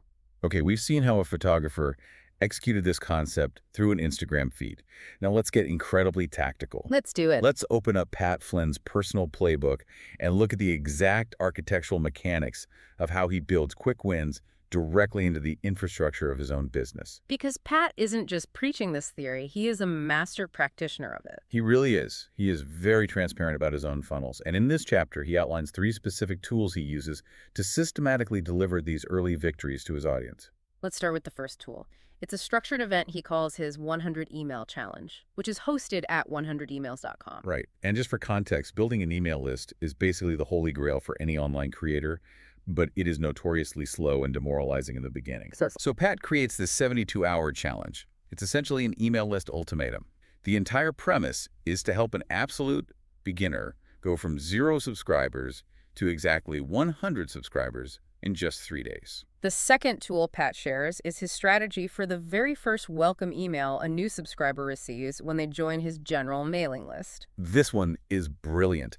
Historically, Pat didn't use this welcome email to pitch a product or talk about his backstory. But no, not at all. He used it to provide a highly specific 5-minute tip for overcoming writer's block, which is the bane of literally every content creator's existence. It is the worst. So what was the tip? He would tell his new subscribers to go to Amazon, look up best-selling books in their specific niche, and simply click the Look Inside feature to read the table of contents. It is such a remarkably clever trick. If you are sitting there staring at a blinking cursor, feeling completely paralyzed, you just borrow the structural research of a published author. Exactly. Like, say you run a blog about fly fishing, and you have no idea what to write about this week. You go to Amazon, find the top book on fly fishing, open the free preview, and read the chapter titles. You see a chapter titled Tying the Perfect Knot for Fast Currents, and boom, you instantly have a highly relevant topic for your next blog post. The writer's block is cured in under 5 minutes. It's amazing. Okay, what's the third tool? The third tool in his entrepreneurial kit is a structural choice on his website, the Getting Started page. Right, because most creators just have a chronological blog feed or a generic About Me page. But Pat curates a specific one-stop shop landing page designed exclusively to deliver multiple quick wins for a beginner. Like his podcasting page. Exactly. His podcasting Getting Started page doesn't just talk about the vague theory of audio. It lists the exact, specific $50 microphone you should buy. It tells you exactly what to get. It provides a 3-step strategy for securing your very first guest. It lists 5 foolproof ideas for your first episode topic. Okay, looking at this toolkit, I immediately see a potential trap that we really need to address. What's the trap? Well, the instinct, once you understand the power of a quick win, is to just give the audience everything you have. But couldn't providing all this information actually backfire? How do you mean? It's like inviting a guest to your house and building a welcome mat that is so massively covered in detailed instructions, maps, rules, and helpful guidelines that they literally trip over the mat and twist their ankle instead of just walking through the front door. That is a great visual. Right. If we throw a 50-item checklist at a beginner on day one, how do we present totally overwhelming them? That is the exact tightrope you have to walk. There is a very fine line between being immensely helpful and being intellectually suffocating. Exactly. But if you deconstruct the architecture of the three tools Pat uses, you can see exactly why they prevent overwhelm rather than cause it. What's the secret ingredient? It's the aggressive use of constraints. Constraints. Okay, unpack that. How do constraints equal a win? Let's analyze the 100 email challenge first. Why is the goal exactly 100? Why not 10,000 or 50,000? Because telling a beginner who has zero audience to aim for 100,000 subscribers is psychologically paralyzing. It feels completely impossible, so they won't even start. But 100, that is a heavily constrained, hyper-achievable number. You can get to 100 by just emailing your friends, family, and LinkedIn connections. That makes total sense. And why is the time limit 72 hours? Well, why do you think? Because if you give someone a month, they will spend 3 weeks just designing a logo. Exactly. It leverages Parkinson's law, the idea that work expands to fill the time allotted for it. The 72-hour constraint creates this gamified sense of suspense. It mimics the urgency of dropping into that World of Warcraft starting zone. Yes. It forces the user to brutally prioritize messy action over perfect planning. And here's the truly brilliant part. Getting even a single new subscriber within that compressed timeline delivers a massive thrill. It provides empirical proof that the system actually works, which fuels them to keep going. Exactly. The constraints actually create the laser focus required to achieve the victory. Okay, what about the Amazon table of contents trick in that first email? How is that constrained? The elegance of that email lies in its brutal efficiency. It addresses a massive universal pain point, the anxiety of the blank page, but it solves it using a free, universally accessible tool in under 5 minutes. It is perfectly contained. Completely. You don't need to sign up for a new software platform. You don't need to read a 40-page PDF on SEO keyword research. You just go to Amazon. And psychologically, think about what this does to the subscriber's relationship with Pat's inbox. By delivering an immediate, high-value win in the very first email, Pat trains that user to eagerly anticipate opening the next email he sends. You are conditioning them to associate your name in their inbox with a literal sigh of relief. That is so good. And what about the Getting Started page? How does a massive list of gear and tactics not overwhelm someone? Because it acts as a direct antidote to decision fatigue. Decision fatigue. Yeah. When a beginner enters a new domain, like podcasting, they are immediately hit with the paradox of choice. There are 500 microphones they could buy, 50 different editing software platforms, 20 different media hosts. The research phase alone is exhausting enough to make most people just quit. Exactly. The Getting Started page removes the friction of choice entirely. By explicitly curating the exact gear and the exact first steps, Pat is delivering the quick win of clarity. He is saying, stop researching. Just buy this specific microphone and hit record. He takes the heavy burden of decision-making onto himself so the user can just take action. So the takeaway for the listener here is to aggressively audit the very first interaction a new prospect has with your brand. You have to look at your front door. Right. Look at your automated welcome email. Look at the thank you page that pops up after they download your lead magnet. Look at your pinned post on social media. Does that initial touch point deliver a highly constrained, specific, actionable win? Or is it just a polite, generic, thanks for subscribing, here are my social media links? Because if it's just a digital handshake, you're leaving an enormous opportunity on the table. You are actively squandering the moment of highest attention and highest intent. The second they hit subscribe is the exact moment they are most primed to take action. You have to capitalize on that momentum. Which means it's time for you, the listener, to actually put this theory into practice. Knowing the psychology is great, but execution is what really matters. Let's walk through the specific practical exercise that Pat outlines at the end of Chapter 3. Yes, let's do it. The exercise is basically designed to force you to look at your business through a highly critical lens, and it's broken down into 3 concrete steps. Okay, what's step 1? Step 1 is to identify all the specific locations in your brand where your audience first hears from you immediately after they initiate a relationship. So we literally need to map the entryways. Exactly. This could be that first automated welcome sequence in your email marketing software. It could be the confirmation page they land on after they purchase a starter product. Or it could be the autoresponder on your Facebook business page, or the automated direct message they get when they join your Discord server. Basically, where is the front door to your world? Right. Once you have a master list of those entryways, you move to step two. Niches. You have to ask yourself a brutal, unflinching question about each of those locations. Does the content you currently share in this space provide an actual, tangible, quick win? Or are you just hitting the user with a dense wall of information? Or, honestly, even worse, are you immediately hitting them with heavy sales pitch? Oh, that happens so often. It is incredibly common to fail this specific step. Most traditional business logic trains us to treat a new subscriber like a captured lead. The mentality is, I finally got their email address, now I need to extract value. Yes. So the very first email aggressively pushes a high-ticket course, or it sends them a sprawling 10-page PDF manifesto about the company's history and core values. Nobody wants to read that on day one. They really don't. Yeah. We need to completely flip that script. You haven't captured them. They are giving you a highly skeptical 5-minute trial run. They literally have 1 foot out the door. Okay. Which brings us to step 3. Okay, step 3. Brainstorming ways to fundamentally transform that initial content. If there is no quick win currently present, you need to invent one from scratch. And if you do have a quick win in place, You need to refine it. Ask yourself, how can you remove even more friction? How can you make it even faster to achieve? How can you increase the emotional impact of the result? but how do you suggest a creator actually execute this audit without being blinded by their own bias? Because, I mean, we all suffer from the curse of knowledge. That is so true. It's hard to see your own stuff objectively. Right. We all naturally assume that our 10-page manifesto is fascinating or that our onboarding sequence is perfectly clear. How do we objectively judge our own front door? You have to deliberately cultivate extreme, almost painful empathy. Extreme empathy. Yes, I always encourage people to step into the shoes of a totally exhausted, highly skeptical consumer who is at the end of a very long day. Okay. Think about Pat Flynn, cynical and tired, looking at Ramit Sethi's blog. Your prospect is busy, their kids might be yelling in the background, they have massive decision fatigue. So true. Ask yourself, what is the single smallest thing I can give this person right now that feels like a genuine breath of fresh air?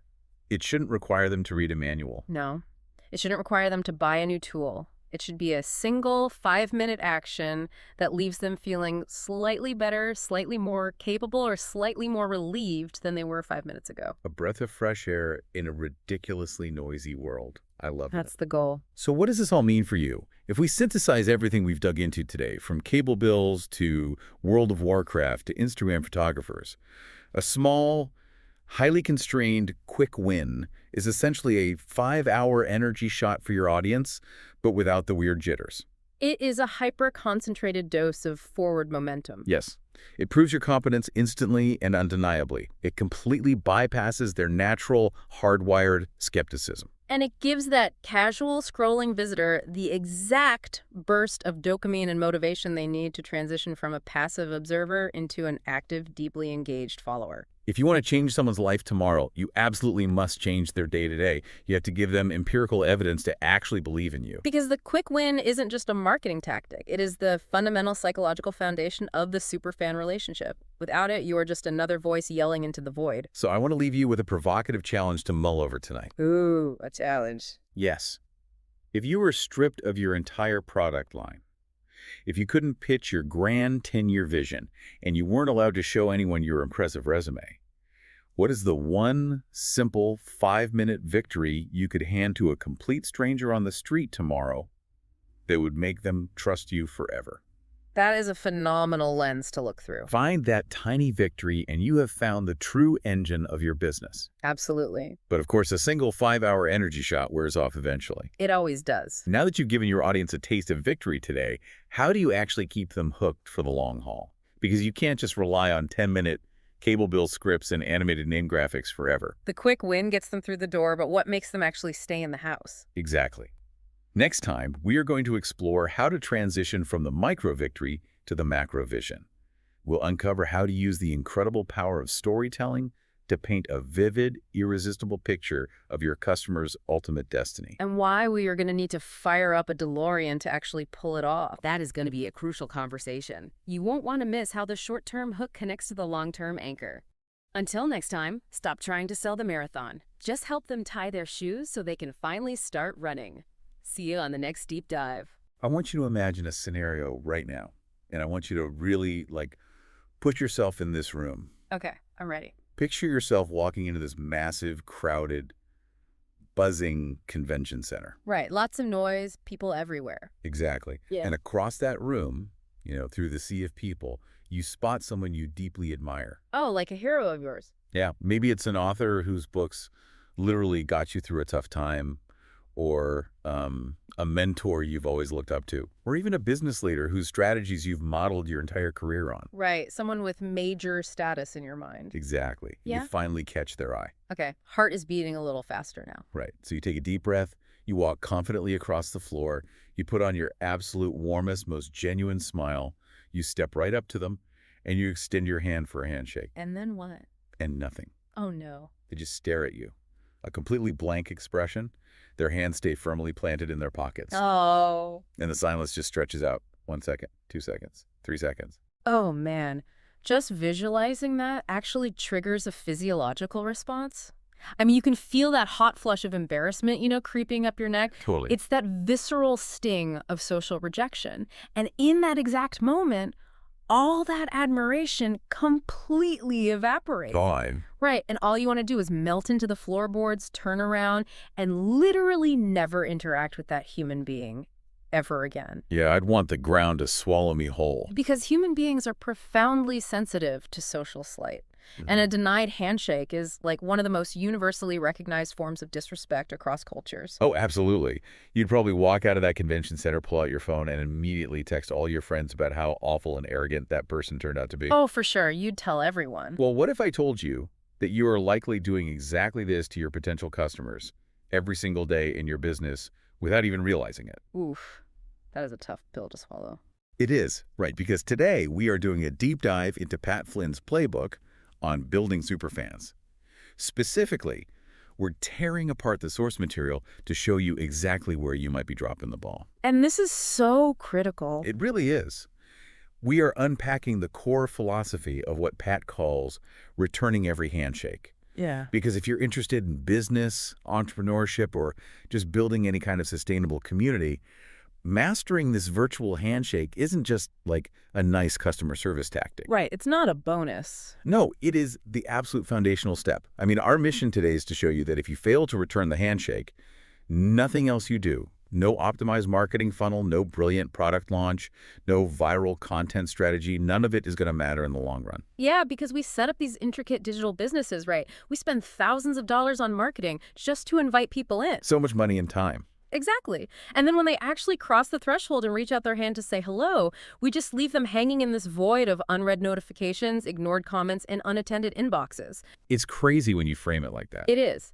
The problem is that most entrepreneurs, they view community building through the lens of scale right out of the gate. Right, they want to go huge immediately. Always. They look at metrics, engagement rates, conversion percentages, and they completely forget that behind every single data point is a living, breathing human being who took a fraction of their finite life to reach out. Yeah, a real person. So to understand how to actually build a superfan, we really have to deconstruct the anatomy of a first impression. I love that. Yeah. And to do that, we need to look at the opening story from this section of the source material. It is such a brilliant illustration of this dynamic. Oh, the stair story. Yes, the stair story. So Pat Flynn is at this massive conference. He's the keynote speaker. High stakes. Very high stakes. He's walking up the stairs to get onto the stage in front of thousands of people, and he trips. Oh, man. He physically stumbles and falls on the stairs in front of everyone. Literally the ultimate public speaking nightmare. I mean, your adrenaline is already spiking, all eyes are on you, and before you even reach the microphone, you physically fail. It's awful. Yeah. But his reaction is what we really need to study here. Because, I mean, if that happens to me, I am scrambling up, brushing off my knees, maybe laughing nervously into the mic, and just rushing into my first slide to make everyone forget it ever happened. Yeah, just trying to move past it as fast as possible. That's what most people would do. Right. But Pat doesn't do that. He stops completely. He physically, like, rewinds his fall. Yeah.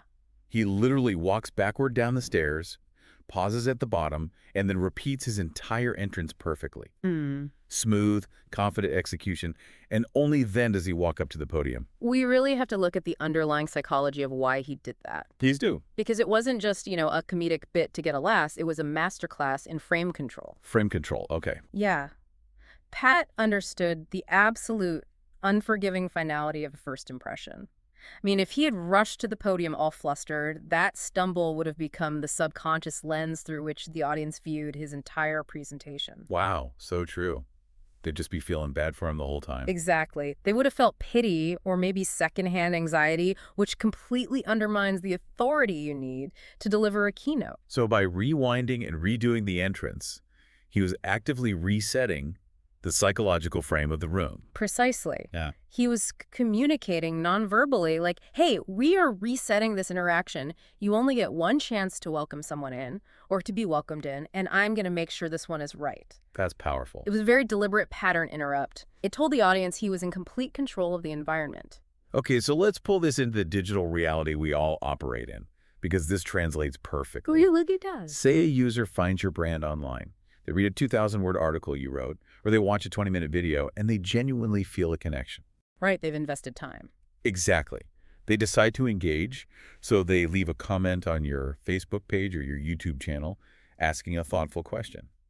And then crickets. Silence. It just sits there. One day goes by, 2 days, a week.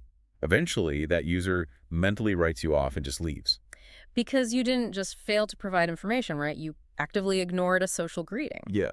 In the digital world, we often trick ourselves into thinking that a comment or an email is just text on a screen.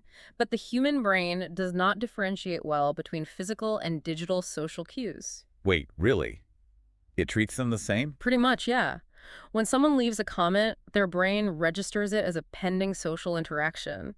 So when you ignore it, you are triggering the exact same neural pathways of rejection that you described in your opening scenario with the unreturned physical handshake. Okay, but I can see a lot of business owners rolling their eyes at this right now thinking, come on, a digital comment isn't a physical handshake. It's asynchronous. People know I'm busy. They don't take it personally.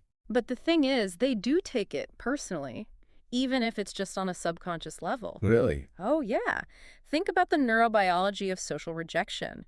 Functional MRI studies show that the pain of being socially excluded or ignored actually activates the anterior cingulate cortex.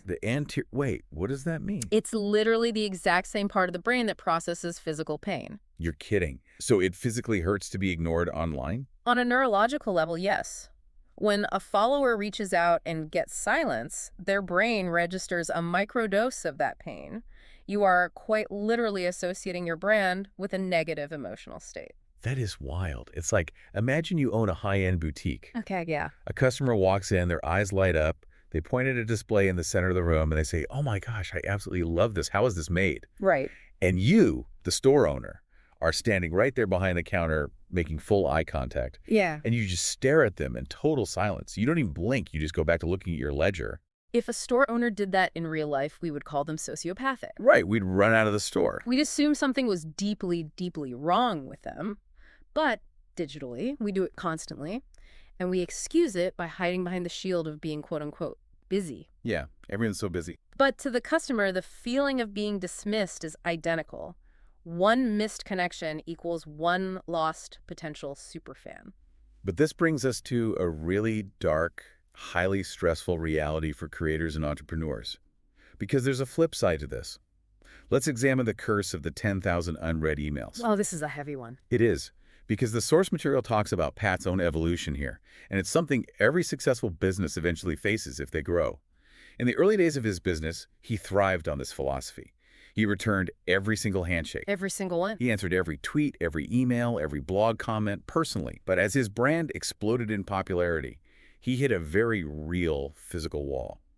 He describes logging into his computer and just staring at an inbox with 10,000 unread messages. We really need to unpack the psychological weight of a moment like that. That's good. Because for a creator, or really any well-intentioned founder who genuinely cares about their community, those 10,000 emails are not just a logistical nightmare or a cluttered to-do list. Right. They become a heavy, suffocating reminder of the people you feel you are letting down. It's the Zygarnik effect on steroids, isn't it? Like that psychological principle that people remember uncompleted or interrupted tasks way better than completed ones. Exactly that. Every single one of those unread emails is an open cognitive loop. It just drains your mental bandwidth all day. I can feel the anxiety just thinking about it. Right, because when you open your inbox, you aren't seeing data. You are staring at a scoreboard of your own failure to connect. It creates this immense amount of guilt, anxiety, and eventually empathy fatigue. Empathy fatigue. Wow. Yeah, you want to serve these people, but the sheer volume makes it physically impossible. So your brain's defense mechanism is to just shut down and avoid the inbox entirely. Which means no one gets a handshake. So how do we reconcile this? Because the math simply doesn't work. If you have 10,000 messages and it takes you, let's say, 2 minutes to thoughtfully reply to each one, that's over 300 hours of work. It's impossible. Right. You only have 24 hours in a day. You have to sleep, you have a family, you have to actually run the business and create the products that these people are following you for in the first place. How does a founder not just drown in the guilt of the unreturned handshake when they get that big? You really have to accept a fundamental structural truth about scaling a business, which is this. Growth will inevitably break your early manual systems. It's just a law of physics. It is. The exact behaviors that got you to your first level of success, like personally typing out a customized 3-paragraph reply to every single person, will literally destroy you if you try to maintain them at scale without adapting. It's not a moral failing. It's an operational breaking point. Precisely. And founders often conflate the two. They think, if I can't answer every email, I'm a sellout, I've lost my way. Yeah, the imposter syndrome kicks in. But no, you are a biological organism bound by the laws of physics and time. You have to give yourself grace and acknowledge that missing handshakes as you scale is a structural inevitability. Which is why we need systems. Right. This is why deliberate, scalable systems become vital for survival, which is a mechanism we have to explore in depth a bit later. Absolutely. We will get to systems. But before we solve the problem of scale, the source material forces us to look at the exact opposite end of the spectrum. Oh, this is my favorite part. Yeah, it references a specific insight regarding the hidden superpower of being small. This is perhaps one of the most counterintuitive truths in the entire modern business landscape. Really? How so? Well, think about it. The prevailing pathology of the startup world and the creator economy is this desperate, immediate need for scale. All right, everyone wants to go viral tomorrow. Everyone wants the massive email list, the millions of followers, the packed arenas. They view being small as like a temporary disease. An embarrassing phase, yeah. Exactly, a phase they need to growth hack their way out of as fast as humanly possible. But the text argues that being small is actually a distinct, incredibly potent, and ultimately fleeting advantage. Why is that? I call this the intimacy arbitrage. Intimacy arbitrage. I like that. Think about massive multi-billion-dollar corporations. Nike, Apple, Coca-Cola. They spend hundreds of millions of dollars on advertising agencies, sentiment analysis, social media managers, all to try and simulate one specific feeling. Authentic human connection. Exactly. They desperately want you to feel like the brand, quote-unquote, gets you. But consumers are savvy today. They know a corporate tweet is synthesized in a boardroom. Right. We can smell the focus group a mile away. But when you're small... And you have 10 followers or 100 subscribers. Yes, when you are small, you possess the one thing those corporations literally cannot buy. You have genuine, unfakeable bandwidth for intimacy. Bandwidth for intimacy. That's a great way to put it. You have the actual time to treat every single person who interacts with you like an absolute VIP. This deep, unscalable one-on-one work is the bedrock of a future-proof business. Because the contrast is so stark for the consumer, right? If I tweet at a giant software company with a problem and they reply, I just assume it's a bot or an underpaid intern pasting a macro response. Right, means nothing to you. But if I reply to a newsletter from a small creator, and 3 hours later I get a thoughtful, personalized message back that references something specific I said in my email, my brain short circuits. Exactly. It creates this bond of loyalty that no algorithm update can ever touch. It establishes what we can call proof of life for your brand. Even today, with his massive audience, Pat Flynn still insists on keeping comments open on his blog, and he still wades in to reply to them personally. Even though he can't get to the 10,000 emails. Right. He can't do the emails, but he deliberately carves out this public space to prove to his audience that the lights are on and someone is actually home. He is signaling that he isn't just broadcasting from an ivory tower. He is in the trenches with them. The implication here for someone just starting out is massive. Yeah. I mean, if you are in a phase where your audience is small, do not rush to automate your interactions. Please don't.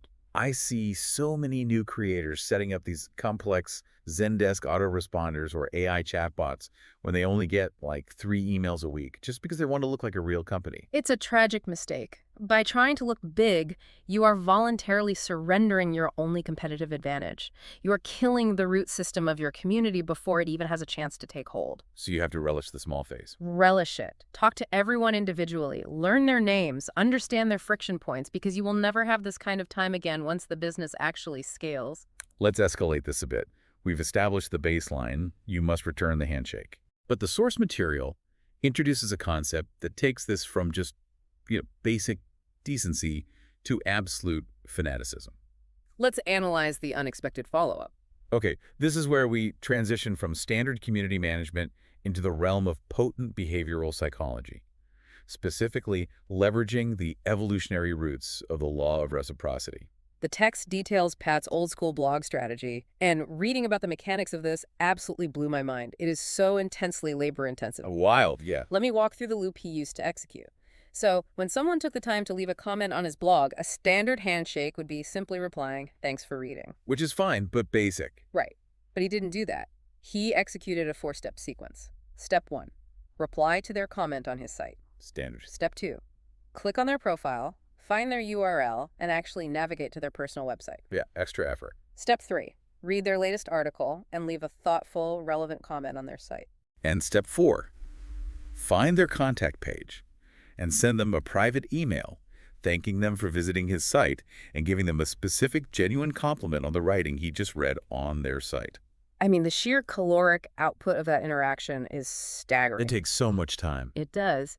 But we have to dissect why this is so disproportionately effective. Like, why does this create a superfan instead of just a casual reader? Yeah, why go to all that trouble? It comes down to evolutionary psychology and the element of surprise.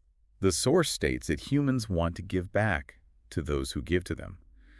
But it's more than just a polite urge, isn't it? Like, it runs deeper. Oh, it is hardwired into our survival mechanics. Early human survival relied entirely on tribal reciprocal altruism. Reciprocal altruism. Right. If I share my food with you today when you are starving, the implicit social contract is that you will share your food with me next week when I'm starving. That makes sense. Our brains literally reward us with a hit of dopamine when we engage in reciprocal behavior because it binds the tribe together and instead survival. But the surprise element of Pat's strategy that amplifies it, right? Exponentially. In neurobiology, we study something called the reward prediction error. Okay, what is that? So if you expect a reward and you get it like getting a standard thanks for your comment, your dopamine baseline stays relatively flat. It's expected. Okay.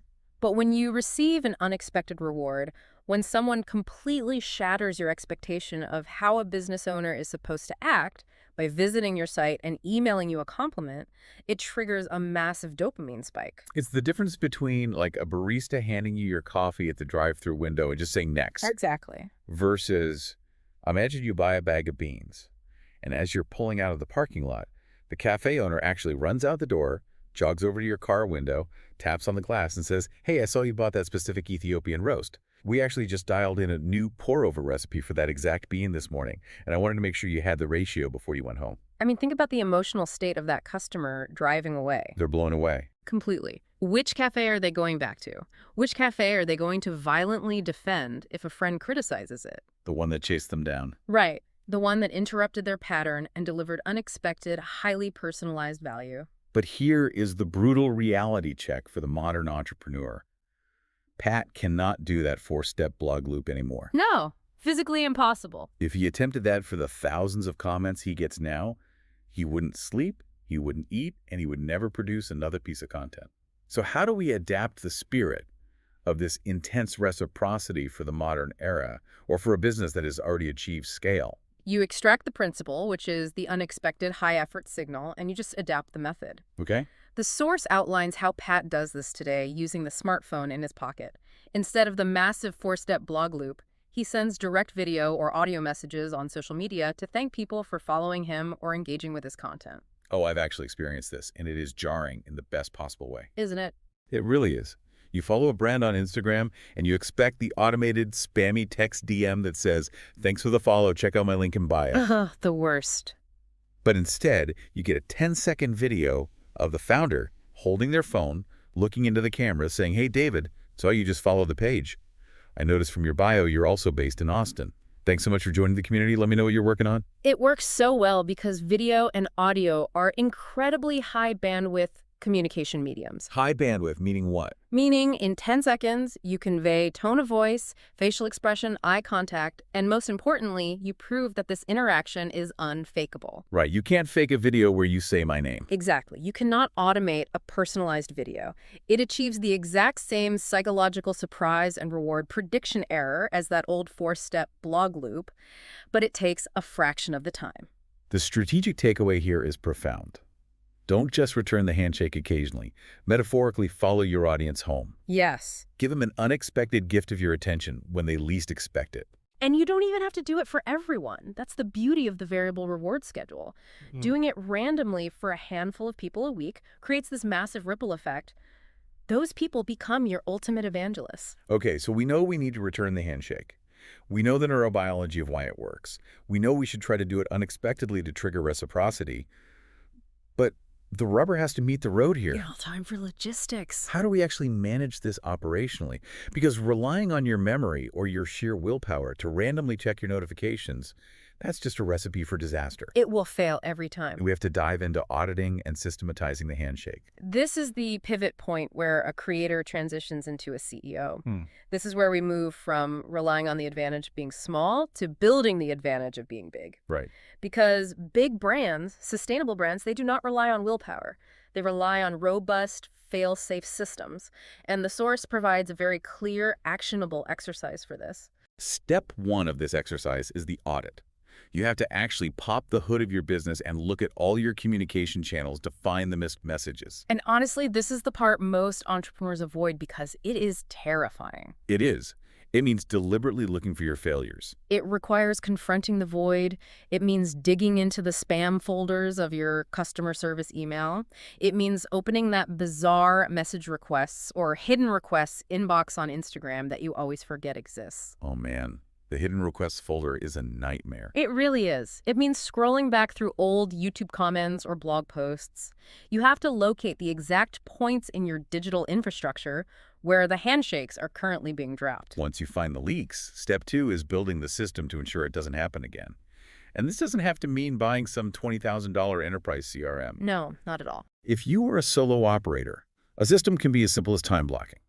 You put a recurring 30-minute block on your calendar every single Friday afternoon, and that time is fiercely protected and dedicated solely to clearing out missed digital handshakes. But if your volume is higher, if you've hit that 10,000 email breaking point we discussed earlier, systematizing means utilizing your resources to hire team members, community managers, or executive assistants to help you stay on top of the influx. Okay, wait. I need to push back on this, and I need to push back hard. All right, let's hear it. Because we just spent the last 40 minutes establishing that the entire foundation of a superfan is a genuine, human, intimate connection with the creator. Yes, we did. If I reach out to Pat Flynn and I get an email back signed by Sarah, Pat's assistant, my heart sinks. I feel bait and switched. Doesn't hiring a proxy to return the handshake completely destroy the authenticity of the connection? Isn't that just a sanitized version of the corporate bot we were just making fun of? That is such a good question, and that is the ultimate tension of scaling intimacy. It's a completely valid fear. It feels like selling out. But we have to look at the hierarchy of needs for your community. If we extrapolate the core theme of the source material, a dropped handshake, total silence, is the absolute worst-case scenario. It is the ultimate disrespect. But isn't a fake handshake just as disrespectful? It's only a fake handshake if you try to deceive the audience. Deceive them how? This is where the transition from founder as the brand to culture as the brand happens. You do not hire an assistant and tell them to pretend to be you. Oh, yeah, that would be terrible. That is deeply deceptive, and it ruins trust the moment they are inevitably caught. Instead, you set transparent expectations. The system, the CRM, the team member ensures that the handshake actually happens. But it is the culture you instill in your team that ensures the handshake is warm. Explain how that works in practice. How does an assistant provide a warm handshake on my behalf without it feeling like a letdown to the fan? By empowering them to be a concierge of your hospitality rather than just a gatekeeper to your time. A concierge of hospitality. Okay. So imagine a fan emails a really detailed question about your book. Your assistant replies, "Hi, David. Pat is currently in deep work on the next book and can't check his inbox right now, but he asks me to read every single message. I saw your question about Chapter 3, and while I can't speak for Pat directly, I know he addressed a very similar question in this deep dive, which I've linked here. Thank you so much for reading and supporting his work." Ah, okay. That entirely shifts the dynamic. Exactly. The fan didn't get Pat, but they got Pat's hospitality. They felt taken care of. Yes. They were seen, they were respected, and their problem was addressed. If you train your team to speak with your brand's ethos, to be genuinely helpful, and to treat people with the profound respect you would show them yourself, it's not fake. It's scaling your empathy. That makes a lot of sense. The ultimate goal is that no one slips through the cracks, even if you have to build infrastructure to achieve that. So the alternative isn't a perfect personal connection from the founder. The alternative is being ignored entirely because the founder is paralyzed by 10,000 emails. Exactly. Given the choice, I'll take a warm, fiercely helpful response from a transparent team member over the cold silence of the void any day of the week. Right. But it requires a massive ego death for the founder. An ego death. Yes. You have to realize that you aren't the only one capable of loving your community. Your team can love them too. That is a phenomenal point. Wow. Okay, so the practical, immediate takeaway for the listener right now, no matter the size of your business, open your calendar today. Set a recurring, non-negotiable appointment for this week to clear out your missed digital handshakes. Put it in stone. Make returning the handshake a core operational standard of your business, not just a nice to have when you feel like it. Treat it with the exact same urgency you would treat a tax deadline or a major product launch. We have covered an immense amount of psychological and operational ground today. Let's synthesize all of this. Let's tie all these disparate threads. The neurobiology of rejection, the mechanics of scale, the strategy of surprise. Let's tie them into one clear, memorable insight that represents the soul of this section. Well, if we look at the totality of what we've discussed today, from Pat rewinding his physical fall on the stairs to assert frame control, to the paralyzing psychology of the 10,000 unread emails, to the fleeting intimacy arbitrage you possess when you're small, and the dopamine spiking surprise of a UDM. It's a lot. It is. But it all points to one fundamental, undeniable truth about the modern economy. Attention is no longer just a metric. It is the ultimate currency of superfandom. It really is. Every single time a digital handshake goes unreturned, your brand is quietly but aggressively whispering to your audience, "You don't matter. You are just a number on a dashboard. You aren't worth my time." Which is devastating. But conversely, a surprisingly warm, even slightly delayed follow-up, whether from you or your empowered team, shouts from the rooftops, "I see you. You matter more than you know." And that is the absolute secret to longevity. Building a future-proof brand, a business that can actually weather algorithm changes, economic downturns, and market shifts, isn't about figuring out how to shout louder into the void to acquire cheaper traffic. No. It is about having the radical discipline to stop, turn around, and look the people who are already talking back to you right in the eye. It's about returning the handshake. Every single time. It is honestly the only unhackable strategy left in business. So, assuming you audit your systems, you start returning the handshakes, Yeah. and you successfully welcome your casual passing audience into the room without leaving them hanging. What happens next? Right, what's step 2? How do you get them to stick around, become active participants, and actually play the long game with you? That is exactly what we will uncover in our deep dive into the next section of the source material. Returning the handshake gets them in the door. What happens next determines if they ever leave. But before we go, I want to leave you with a final challenge. Something for you to actively mull over as you close this out and go back to running your business today. Give them homework. Always. I want you to look back at your last 5 digital interactions. Maybe it was on social media. Maybe it was a customer service email. Did you just click the like button to check a box and move on with your day? The lazy handshake. Exactly. Or did you actually look that person in the eye and shake their hand? What would happen to your business and your life tomorrow if you treated your very next digital notification exactly like a living, breathing human being standing right in front of you with their hand extended? That changes everything. Think about it. We'll see you next time on The Deep Dive. What you just listened was the beginning of a full audio, way longer, explaining every single chapter of the book. If you would like to keep listening to the end and access to the full audio, you can access it with the link down below in the description and in the pinned comment.